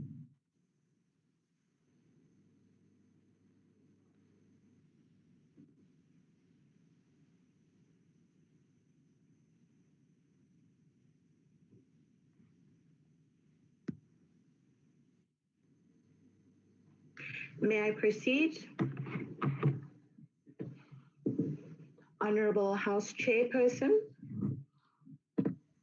and It is a great honor for me to present this motion on behalf of the African National Congress. We note with great sadness the passing of our comrade, Advocate Hisham Mohammed. He was a member of the 6th Parliament, and he was the whip of the Portfolio Committee on Justice and Correctional Services.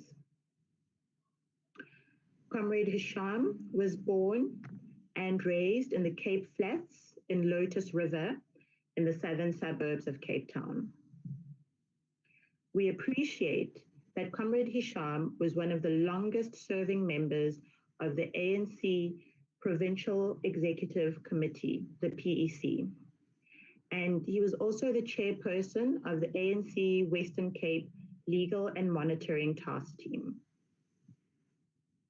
We acknowledge that he dedicated his life to the legal fraternity, and that was where he began his career at the age of 25 as a temporary clerk at the Athlone Magistrates Court, and that was in 1990. He graduated with an LLB degree from the University of the Western Cape in 1992, and he spent his first year as a prosecutor at the Mitchells Plain Magistrates Court. We understand that Comrade Hisham was a mentee to the first Minister of Justice in the Democratic Dispensation, the late Dalla Omar. It comes as no surprise that he would rise within the fraternity. He became the senior family advocate, and later he became the Western Cape Provincial Head of Department of Justice and Constitutional Development. It's a position he would hold until 2019, when he would join Parliament as a member of the National Assembly. We appreciate that Comrade Mohammed was a true patriot, a social justice activist, and was known as the advocate of the people. We note that during his tenure at the Department of Justice, he spearheaded Operation Isondlo, an initiative to ensure that all beneficiaries receive the maintenance money that is due to them. He was the founding member and chairperson of the Southern Suburbs Legal Advice Center and was involved in the food relief drive in the Western Cape to help relieve families in distress due to the impact of the COVID-19 pandemic. We acknowledge that Comrade Mohammed was committed to the fight against gender-based violence and to the upliftment of women in society. We also acknowledge that Comrade Mohammed, we extend our condolences to the Mohammed and Rasul family, the ANC family at large, and all of those who were touched by Comrade Mohammed. And I had just spoken to Comrade Hisham when he passed away, and he was so helpful until the end. That was the kind of person that he was. And we send our condolences, as I said, to the Mohammed and Rasul family, ANC at large, and all those whose lives were touched by Comrade Hisham. May his dear soul rest in eternal peace, and may he rise in revolutionary glory. Thank you. Thank you, Honourable Member. Honourable Members, that concludes the speakers list on this motion. I take it that there are no objections to the motion being adopted. I will now request all honourable members to please rise to observe a moment of silence in memory of Advocate Hisham Mohammed.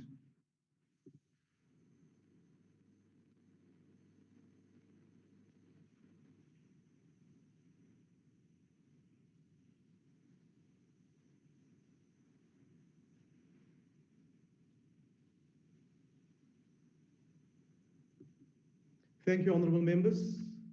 The presiding officers associate themselves with the motion, and the condolences of the House is conveyed to the family of Advocate Hisham Mohamed.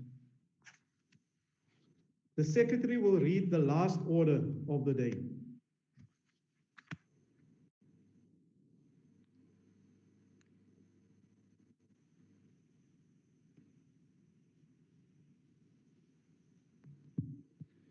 Consideration of request for permission in terms of Rule 286(4)C to inquire into amending other provisions of Civil Aviation Act 2009, Act number 13 of 2009, Interim Report. Thank you. The chairperson of the committee will introduce the report, the Honorable Zwane.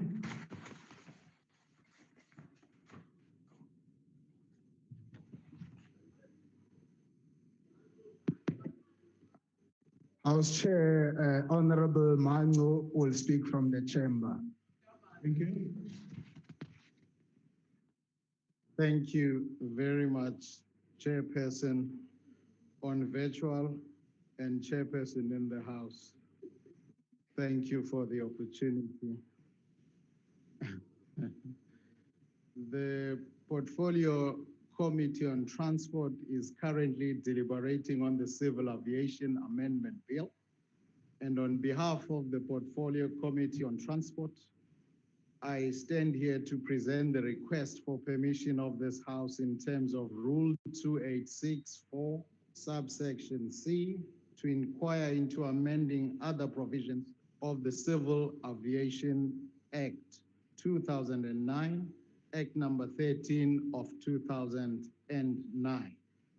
Chairperson, the bill seeks to amend the Civil Aviation Act 2009 so as to amend existing and insert new definitions, to rectify references to certain ministries and government departments, to amend Chapter 4 of the Act so as to make provision for the operational independence of airport accident and investigation, to rectify the provision regarding the establishment of the South African Civil Aviation Authority, to give the South African Civil Aviation Authority environmental protection oversight function, to do away with the requirement for the development of a corporate governance plan, to make provision for an employee of the department to be a member of the Civil Aviation Authority Board, to amend the provisions relating to the appointment and removal of the Commissioner for Civil Aviation and matters related to his or her functions and responsibilities. Also to amend the provisions relating to the performance agreement between the Minister and Aviation Safety Investigation Board, to clarify the provisions dealing with conflict of interest, to provide for the designation of the chairperson of the National Aviation Security Committee and matters connected to the operations of the committee, to delete the provisions dealing with the compliance notices, to amend the provisions dealing with the appeals, to authorize the Minister of Transport to issue exemptions, and to prescribe additional offenses and additional enforcement mechanisms, to extend the powers of the Minister to make regulations, to move the procedures for the establishment of consultative structures to the regulations, and lastly, to provide for matters connected therewith. Chairperson, this is the request and submission from the Portfolio Committee on Transport. And today we also honor and celebrate the air traffic controllers. It is International Air Traffic Controllers Day. These are the men and women who keep us safe in the skies. And we salute them for all they are doing. Thank you, Chairperson. Thank you, Honourable Member. Honourable Members, are there any objections to the committee being granted permission in terms of Rule 286, Section 4, subsection C, to inquire into amending other provisions of the Civil Aviation Act? Are there any objections?